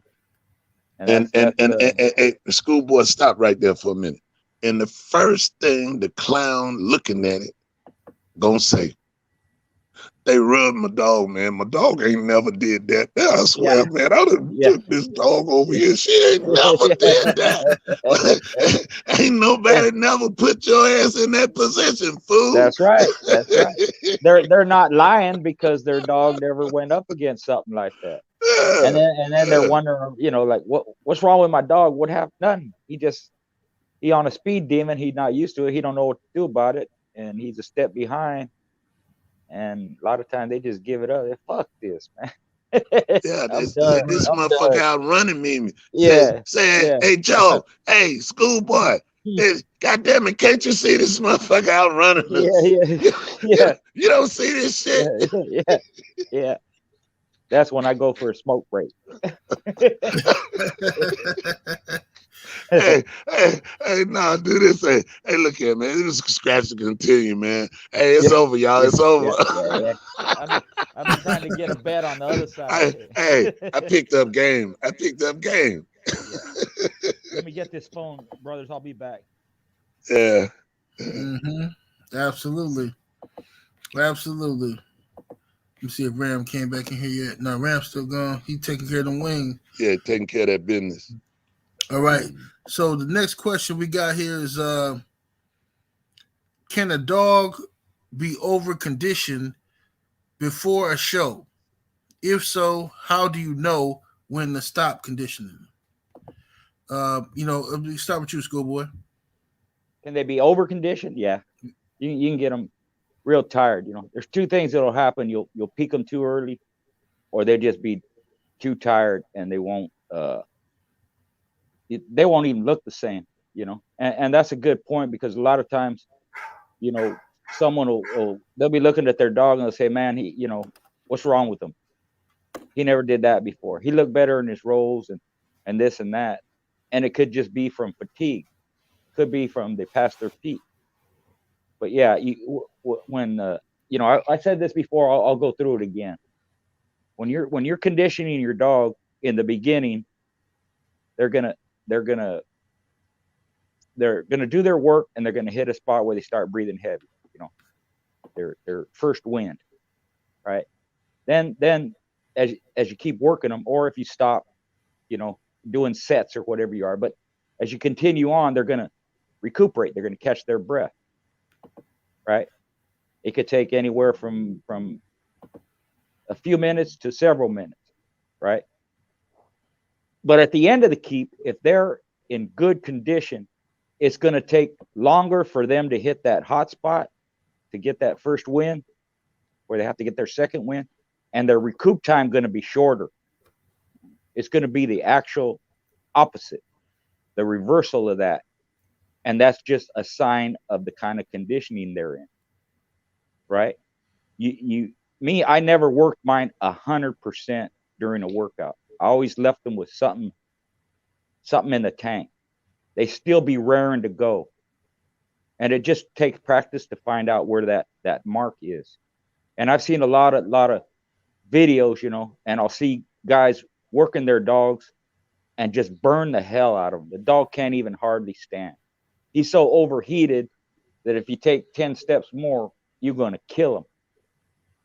And the dog's laid out and they're rubbing them down while the dog's laid out, you know. That's way too much. That's way past what you should do. So if you ain't sure, especially when you're starting out, or if you only done it a few times or whatever, if you ain't sure where that line is, just back off before it. Back off way before. Because doing too little is a lot better than doing too much. So yeah, you can burn them out. And some people think, well, I'll give them a couple of days rest. A couple of days may not be enough.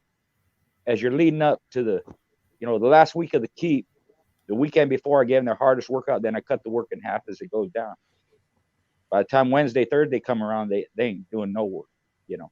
And what I did was cut the work in half daily, you know, Saturday, hard workout, Sunday, half of that, Monday, half of that, Tuesday, half of that, like that. And last 2 or 3 days, I ain't doing shit with them, just taking them out at the allotted time, have them empty out, put them up, rest. So if you ain't sure, give them more rest. It's okay. They're not going to lose their conditioning. You know, that's the fear of some people. Shit, if I don't work them out today or tomorrow or whatever, you know, he's going to lose all the work I did. They ain't going to lose shit. It's actually beneficial to them. And a lot of guys, not all, but a lot of guys, you'll find out as they go through, you know, years and decades of conditioning, they'll tell you themselves, you know, I don't work my dogs as hard as I used to. I give them more rest. And another sign is if you screwed up when you're getting towards the end of the, and it's almost from what I've seen from one day to the next. They do their workout good. Next day they come out and they ain't breathing through their nose like they were before, man. They start opening their mouth. They'll do the workout. They'll go through the workout, but they're breathing more through their mouth than they were through their nose just the fucking day before or a couple of days before. They're tired and they can't catch, they not breathing properly. And what it does is it because they're stressing, it makes that adrenaline come out more. And it's almost like a panic person, you know. When you panic, you know, you lose all your strength. Your legs go weak, you know. And a dog, when you passed it, they'll open their mouth. They can't breathe properly, and they need rest. And if you don't give them enough rest, they may seem like they're fine, but then you get in the show and they blow out in 20, 30 minutes. They don't recoup, or it takes them a long time to recoup, and they ain't the same, and they don't even perform the same. Honestly, your dog, you know, they shouldn't be off, you know, I'm talking back in the past again. They shouldn't be off their feet that much. Half hour, 45 minutes, an hour. They should still be on their feet. They're athletes. They're in condition. If they ain't, then you fucked up, and you got to figure out what it is, you know. That's where you see, you know, if you see these long fights, it doesn't mean that the dogs ain't doing nothing. I've seen slam bang matches, man. They're hurting each other. They're moving fast for an hour up to 2 hours before they slow down. And it's just a testament to the type of condition they're in, you know. When I got it right, they were right on time, and I'd be there all night. If I fucked up, I knew I messed up, and I tried to adjust. Sometimes you can, sometimes you can't. But yeah, you can definitely overwork your dog, you know. Yes, indeed. Roster Man Boone, what's your take on it? My take is it's like anything you do, you have to work with it to understand it.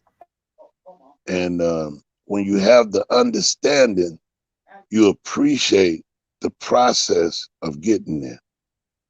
And that is, if you take a dog and you get him trimmed down and you get him empty out and you run him for 5 minutes and he blowing like crazy, he about to fall out, that don't mean run him some more. That means take him off. Now, So if I do that again tomorrow and he do the same thing, you take him off again. If I do that that week and he do the same thing, you continue to take him off. Now next week you run in 5 minutes and he run that thing with his mouth shut. You say, oh, he can run a little bit longer. We go another 5 minutes. You do it in increments. You gotta be patient. We know we want the microwave fix. Everybody want it. But when it comes to these dogs, they put their life on the line. So you got to put your life on the line to give him the best care and process of getting where you want him to be. And so as you take your time, him increasing what's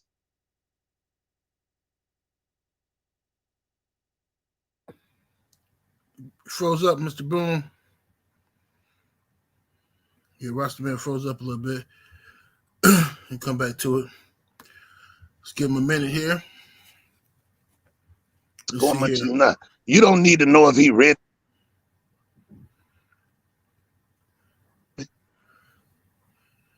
Hello? Boone, can you hear me? Yeah, I hear you now. Yeah. You broke up for a minute. Go ahead. Yeah, so you get prepared before you get there. And the way you get prepared is he need to show you everything you envision him doing when you get there. Before you get there, not when you get there, but before you get there. You need to know he can run an hour with no problem. He need to show you that before you get there. You don't get there talking about, oh, he ready.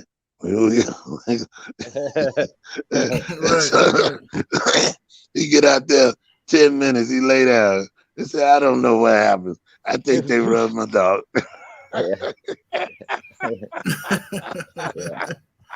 That's a good point. An old timer, in fact, Mr. Gray, he would tell you, if my dog can't do an hour of hard work off the chain, I ain't use him.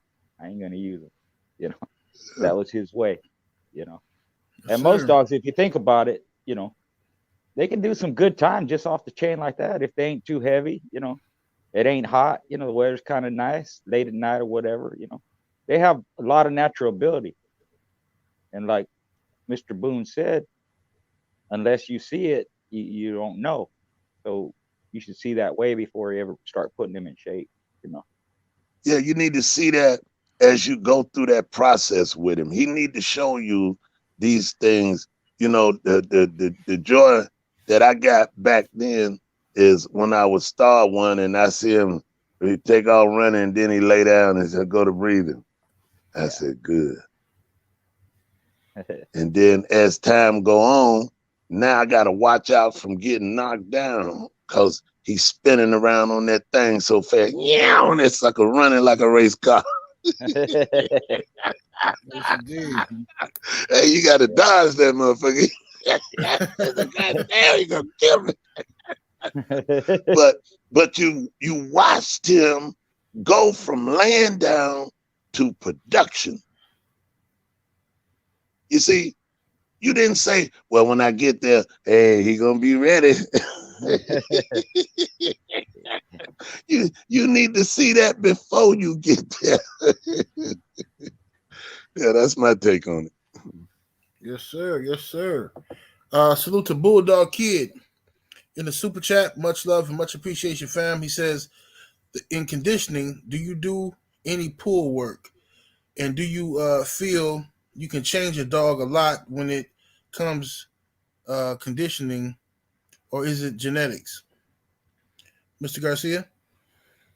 Yeah, you know, the pulling weights, dragging weights became real popular. You know, I've mentioned my method. You know, we called it baiting, and I would have my son walk in front of me with the dog, and I had my dog in a harness walking behind. He would pull. That's how I built up strength. But a lot of people are doing dragging weights, you know, and when you do that, you got to take, you know, whatever you're using to pull them. A lot of people use, you know, chains or whatever, you know, So you take the weight of the chain into account plus the weight that you're putting on. You know, my buddy, the way he used to do it was whatever the dog weighed, that's what he was pulling. So that's what he was dragging, right? So if you got a 40-pound dog, chain plus weights, you know, he would be pulling 40 pounds. You know, you just have to see, you know, if it's too much stress on them, you want to back up on the weight, because, and if it's too much weight, even if they're pulling it good, you might build up too much bulk, you know, thick, heavy muscle. And then what was the other part?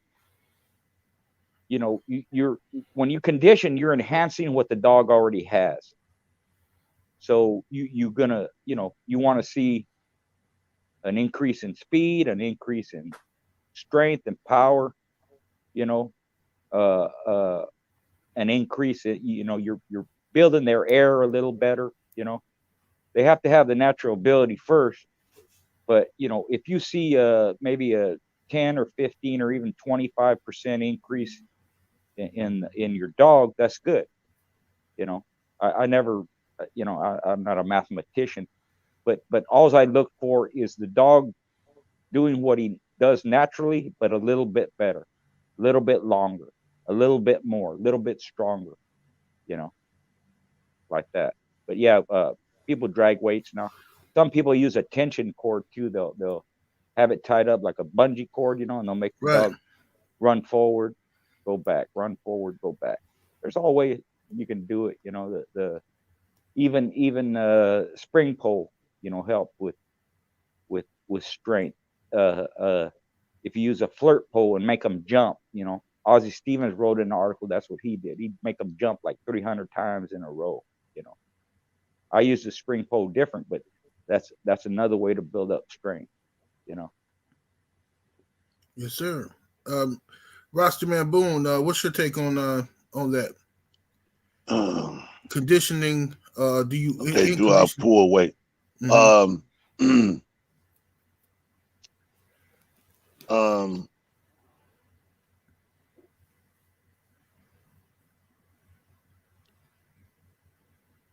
I've never, you know, I've never been a fan of a dog dragging a lot of weight. And that's not to say that it's not good. I think that when you conditioning an animal, you have to have limits on how much of what you're doing. That ain't based on nobody trying to be right or nobody trying to be wrong. Just being wise enough to get an animal the best opportunity for performance.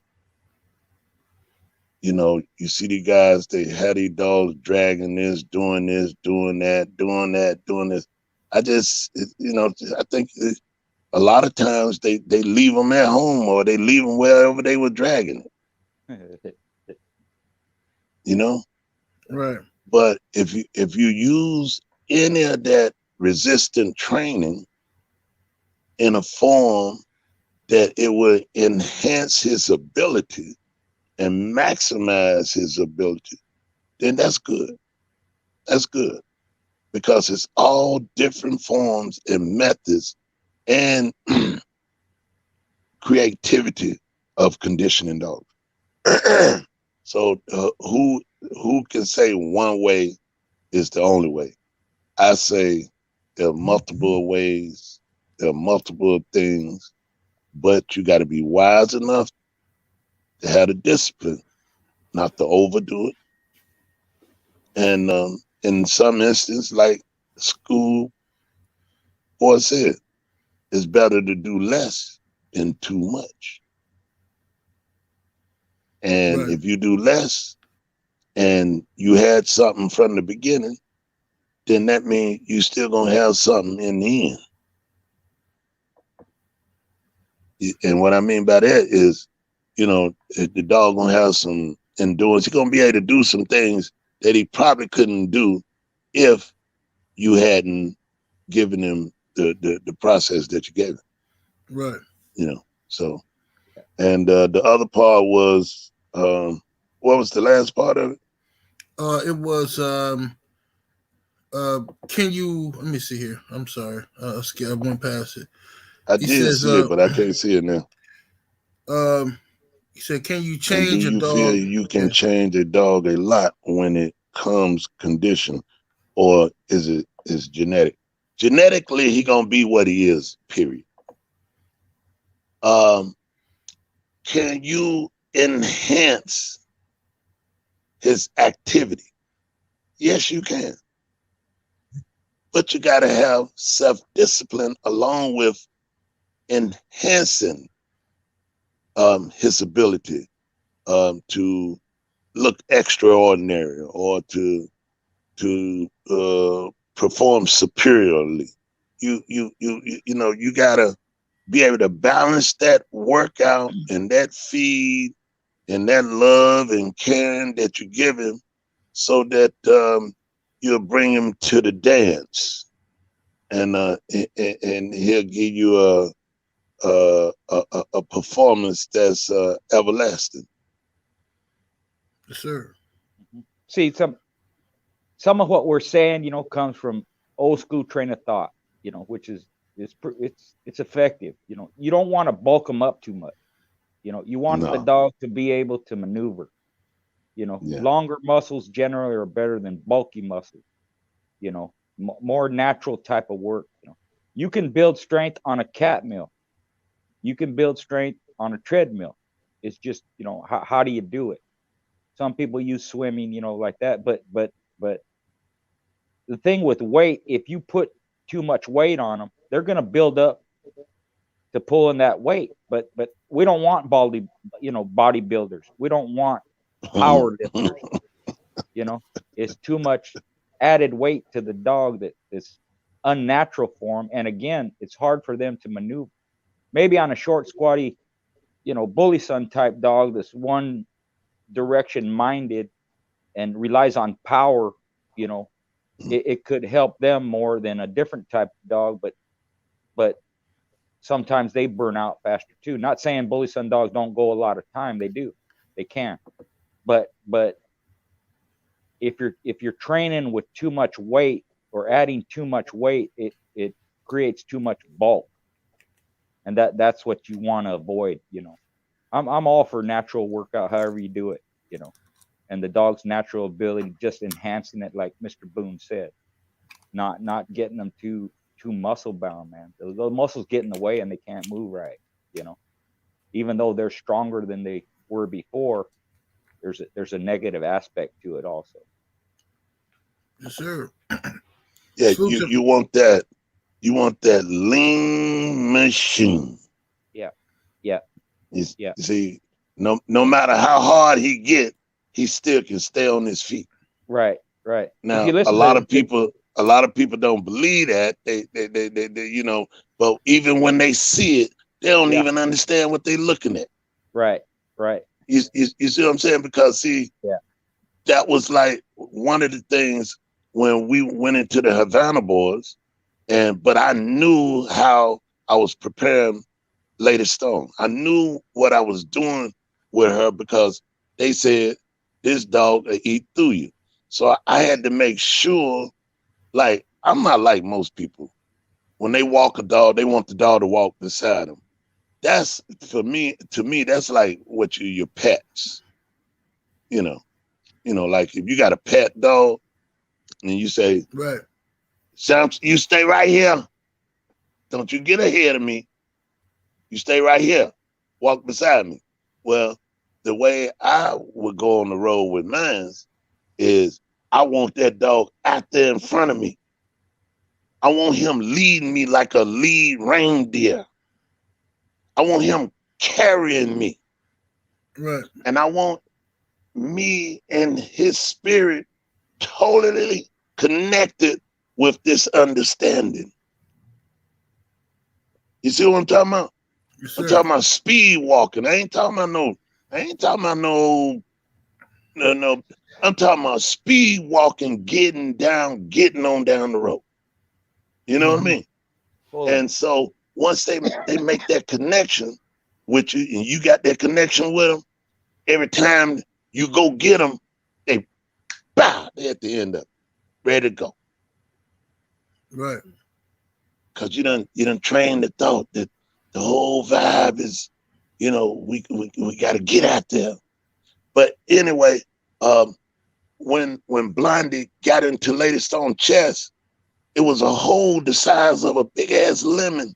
I mean, man, if you'd have seen this hole in my dog chest, you couldn't tell because she was performing like nothing ever happened. Right. So everybody try to downplay that, but I was the one that docked on this bitch. She stayed in here stinking up my house. My wife was like, God damn. The hell is that shit? I'm talking about had the fucking house smell like something dead, man. But I docked her. But if her body hadn't have been hard, and she hadn't have been on the stuff she was on, back then we was using that Solia Del Cortel. Mm-hmm. Man, she probably would have went away from here, bro. Right. You know what I'm saying? But she had everything in her to keep her from going into shock, and and she was able to get that performance. But I'm just saying, that blowed up dog, I don't want that. I don't want that. Give me that lean, hard machine. You know what I mean? Yeah.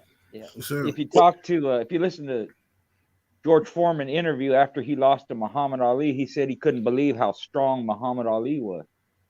See? And George was bigger and stronger, and but doesn't mean that Ali didn't have strength. He did. You got to have that type of strength to take those blows and tie up a guy like that. And that's what the same with the dogs. They you can be lean and hard and still be strong. That's right. Absolutely. Salute to Manny Williams in the super chat. Much love and much appreciation, fam.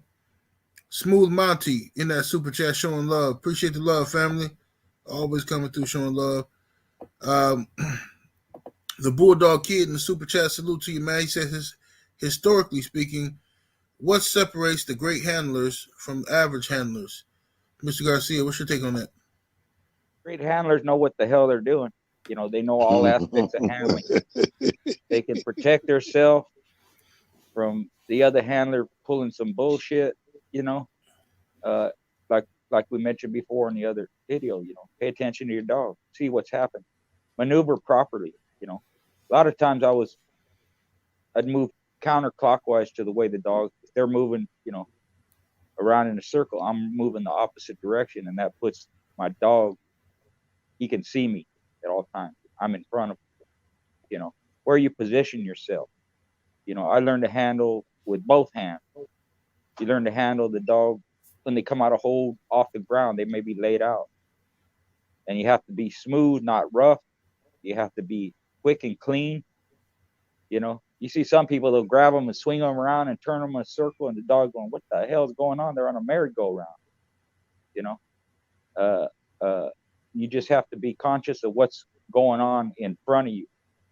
And you can see the dogs before they come out of hold, and right as they're coming out of hold, you can reach down and snatch them up. So you're timing it to when the second they come out of hold or the half second they come out of hold, you're handling them and lifting them up. And it just, it takes a lot of practice, a lot of different styles. Give your dog, a lot of people are they have a tendency when you first cut them loose. Again, I'm speaking in the past. They would rush up and start hollering, screaming. They don't get, chasing their dog around. Let them settle down a little bit before you get that close. They know what they're doing. You don't have to be on top of them all the time. But if a handler is like that, you got to know how to deal with that too. You can't let them bully you. You can't let them cut you off. Some people, they'll cut you off. They won't give you no space. And if they're moving one direction and you step, let's say they're moving to the right, you step to the right and you plant your foot, you know, where you can pivot one direction or the other, they can't cut you off. You know, some people will crowd you. Get in there. You know, you gotta, it's just experience does it, but you gotta know you know, what's going on in front of you. What's the best way to move? Where's the best place to position yourself? Some people say, you always got to be in front of your dog. You always got to be in front of your dog. Sometimes you can't. But your dog can hear you. He knows where you're at. You know, you can do all this in schooling. You know, we used to practice like it was a show just when we were schooling, you know. You can scratch your dog 10 times, 20 times just for practice, you know. See how to handle. What are you doing when you're handling? I used to snatch them up and I'd walk back to the corner, but I'd have my dog still facing my opponent. And as they're doing that, I'm checking fangs, you know, I'm clearing their mouth out, pulling the spit out as I'm walking back to the corner. And then, you know, you face them in the corner when they tell you to face around, you got 5 seconds to set them up. So I'm making sure their front feet are flat or planted, you know, I'm holding them up and then, you know, cut them loose when the ref says so. And even, you know, like when you're in the corner, most people, they'll be looking at their dog. I can do all what I'm doing, setting them up while I'm watching my opponent. Is he coming across? You know, listen to people in the other corner, my buddy or whatever. You know, is he coming or not coming? But I can see all that myself too. You know, while I'm squaring them up, ready to scratch them. You know? Right. You just have to have the presence of mind and try and keep calm. Don't get overexcited. You know, some people will holler and scream, you know, try to intimidate your dog. If your dog ain't used to that, it's going to throw them off. So I would get them used to all that noise, anything, you know, like we talked about before. But those are some of the things that make a person a better handler than someone else. Yes, sir. Brother Boone, are you there? Oh yeah, yeah. You see me? Yes, sir. Well, I hear you. Yeah. I think your camera froze up. That's okay. What's your take on the question? Historically speaking, what separates the great handlers from average handlers? Okay. Great handlers are just that. Great handlers. Average handlers are just that. Average handlers. In order to be great, I think it comes with time of understanding how to be in there. When recognizing the action of his moment, being able to critically see what action you need to take of this moment based upon helping your dog. Now, you know, you might look at what I'm about to say is crazy, but in my youth days, I thought it was best to be in their face. That's what I thought. And, you know, there was like early, and then as time went on a little bit, then I realized you get more done when you stay out the way. And just, you know, on the highway, get the fuck out of my way. Just get the fuck out the way. You know what I'm saying, bro? And let's sit back. We can talk to them, and we can look at them. We can do all that, but just get the hell out the way. Yeah, because that's the beauty and the art of the dogs, is let them display their abilities. But people want to display their abilities. That's fine when it's needed in handling, but if they still going, get out the damn way and let them do the damn thing, man. Yeah. That's true. You could trip them up. That's, You could, I mean, you know, they want man to could move be a certain trying to, way, and if you're in the way, you just stop them from moving where they want to go. You know, that's true. You could trip your own dog, or you know. But if you get out the way, if everybody just get out the fucking way, they gonna move and groove to they tune and they beat. And that's what you're there for, to see who gonna take charge. Who has the conditioning, strength, and the ability to take charge. That's what you're there for. So if both of y'all in the way, hell, you know you're doing an injustice to the dogs. Yes, sir. Agreed. It's an injustice. So if you both get out the way, then justice prevail, because they gonna decide who gonna win. But if you all in the way tripping the man dog, and he all in the way tripping your dog, and then y'all about to fight because both of y'all done trip one another dog, if both of you get out the damn way, you see what I'm saying? Absolutely. Yes, sir. If you just get out the way, it's gonna be all right. Yeah.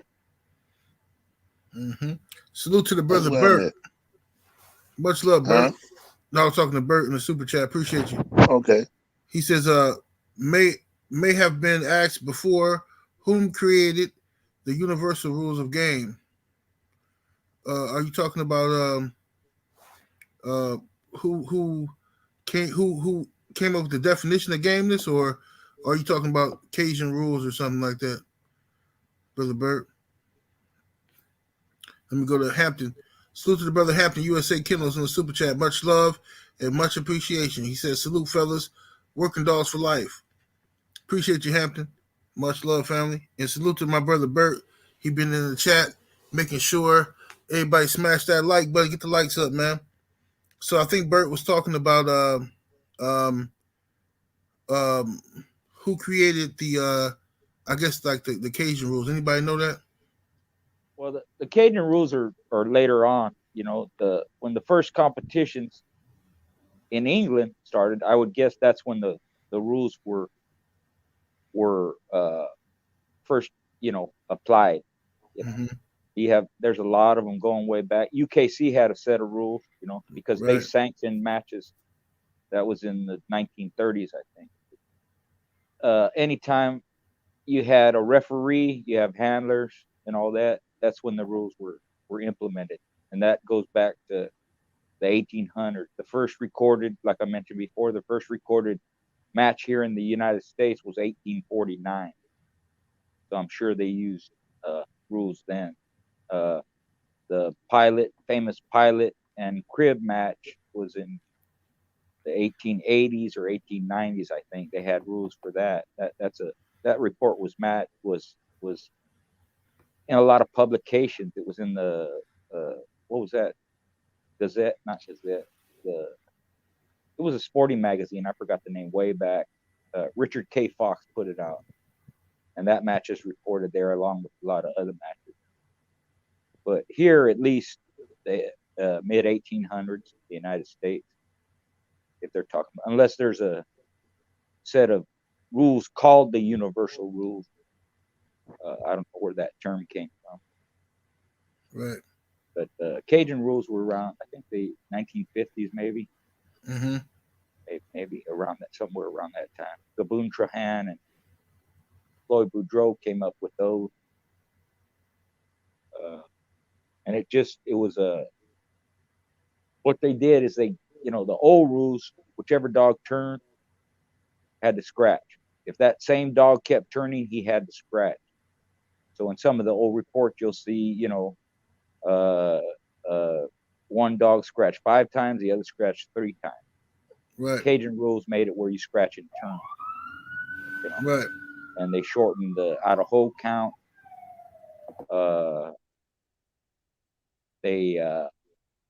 What else?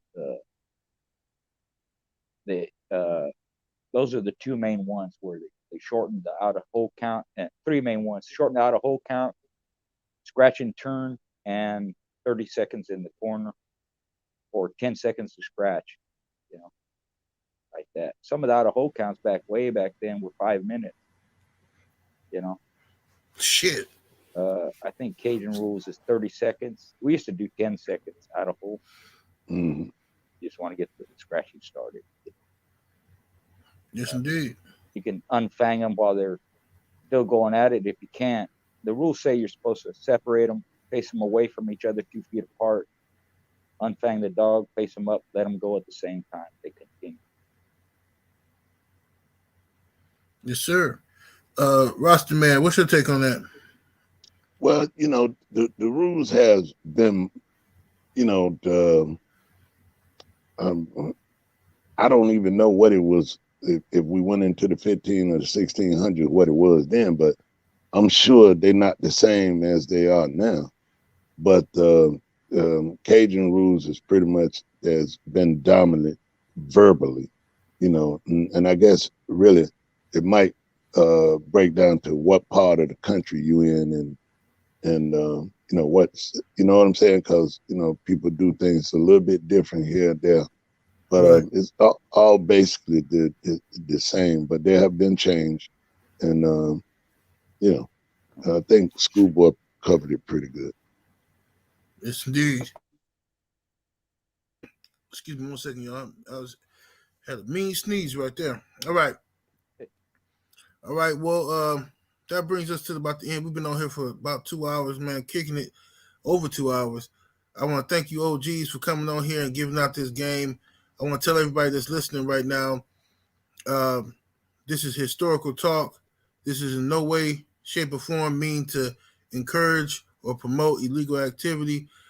These men are telling their story, much like you see old mobsters on YouTube right now telling their stories about things that they did back in the day, old gangsters and all of that stuff, man. It's the same thing, right? And it should be looked at no differently. And I want to thank Schoolboy, Mr. Richard Garcia, for coming on here. And I also want to thank Rosterman Boone for joining us again with a great episode. And make sure y'all sign up the Schoolboy's registry. Going across the bottom of the screen, hit them up on Facebook Messenger. And, you know, Rosterman Boone, any last words for the people? Yeah, man. The beauty of the Bulldogs is of the people. You know what I mean? And so long as the people keep, you know, being good to the animals gonna be good to them. Yes, sir. Salute, Schoolboy. everybody. Yeah, salute. Thanks for joining us. We'll see you again soon, and always a pleasure. Much respect to Mr. Boone, and we'll catch up with Ram shortly. Yes, indeed. Ram got the 1,000 wings to get to. Yeah, that's a lot of cooking. Yeah. Mm. Yes, hey, sir. they're gonna be eating good tomorrow, right? Yeah, Absolutely. Gotta be for 1,000 of them. yeah. Hey, I want to say this. Big up to 78 Sports TV, brother Kevin, and brother Schoolboy to the maximum, and brother Ram to the maximum. Yeah, we love the vibrations that y'all brothers have, and it's always a pleasure to be amongst y'all. And anytime, y'all, you feel, you know, just give me a holler, bro. I'm in, you know. Absolutely, Yes, brother. I appreciate that love. Appreciate it. Thank y'all once again for being here. Y'all have a good night, good weekend, man. Be safe out there. See y'all next week. All right. Peace.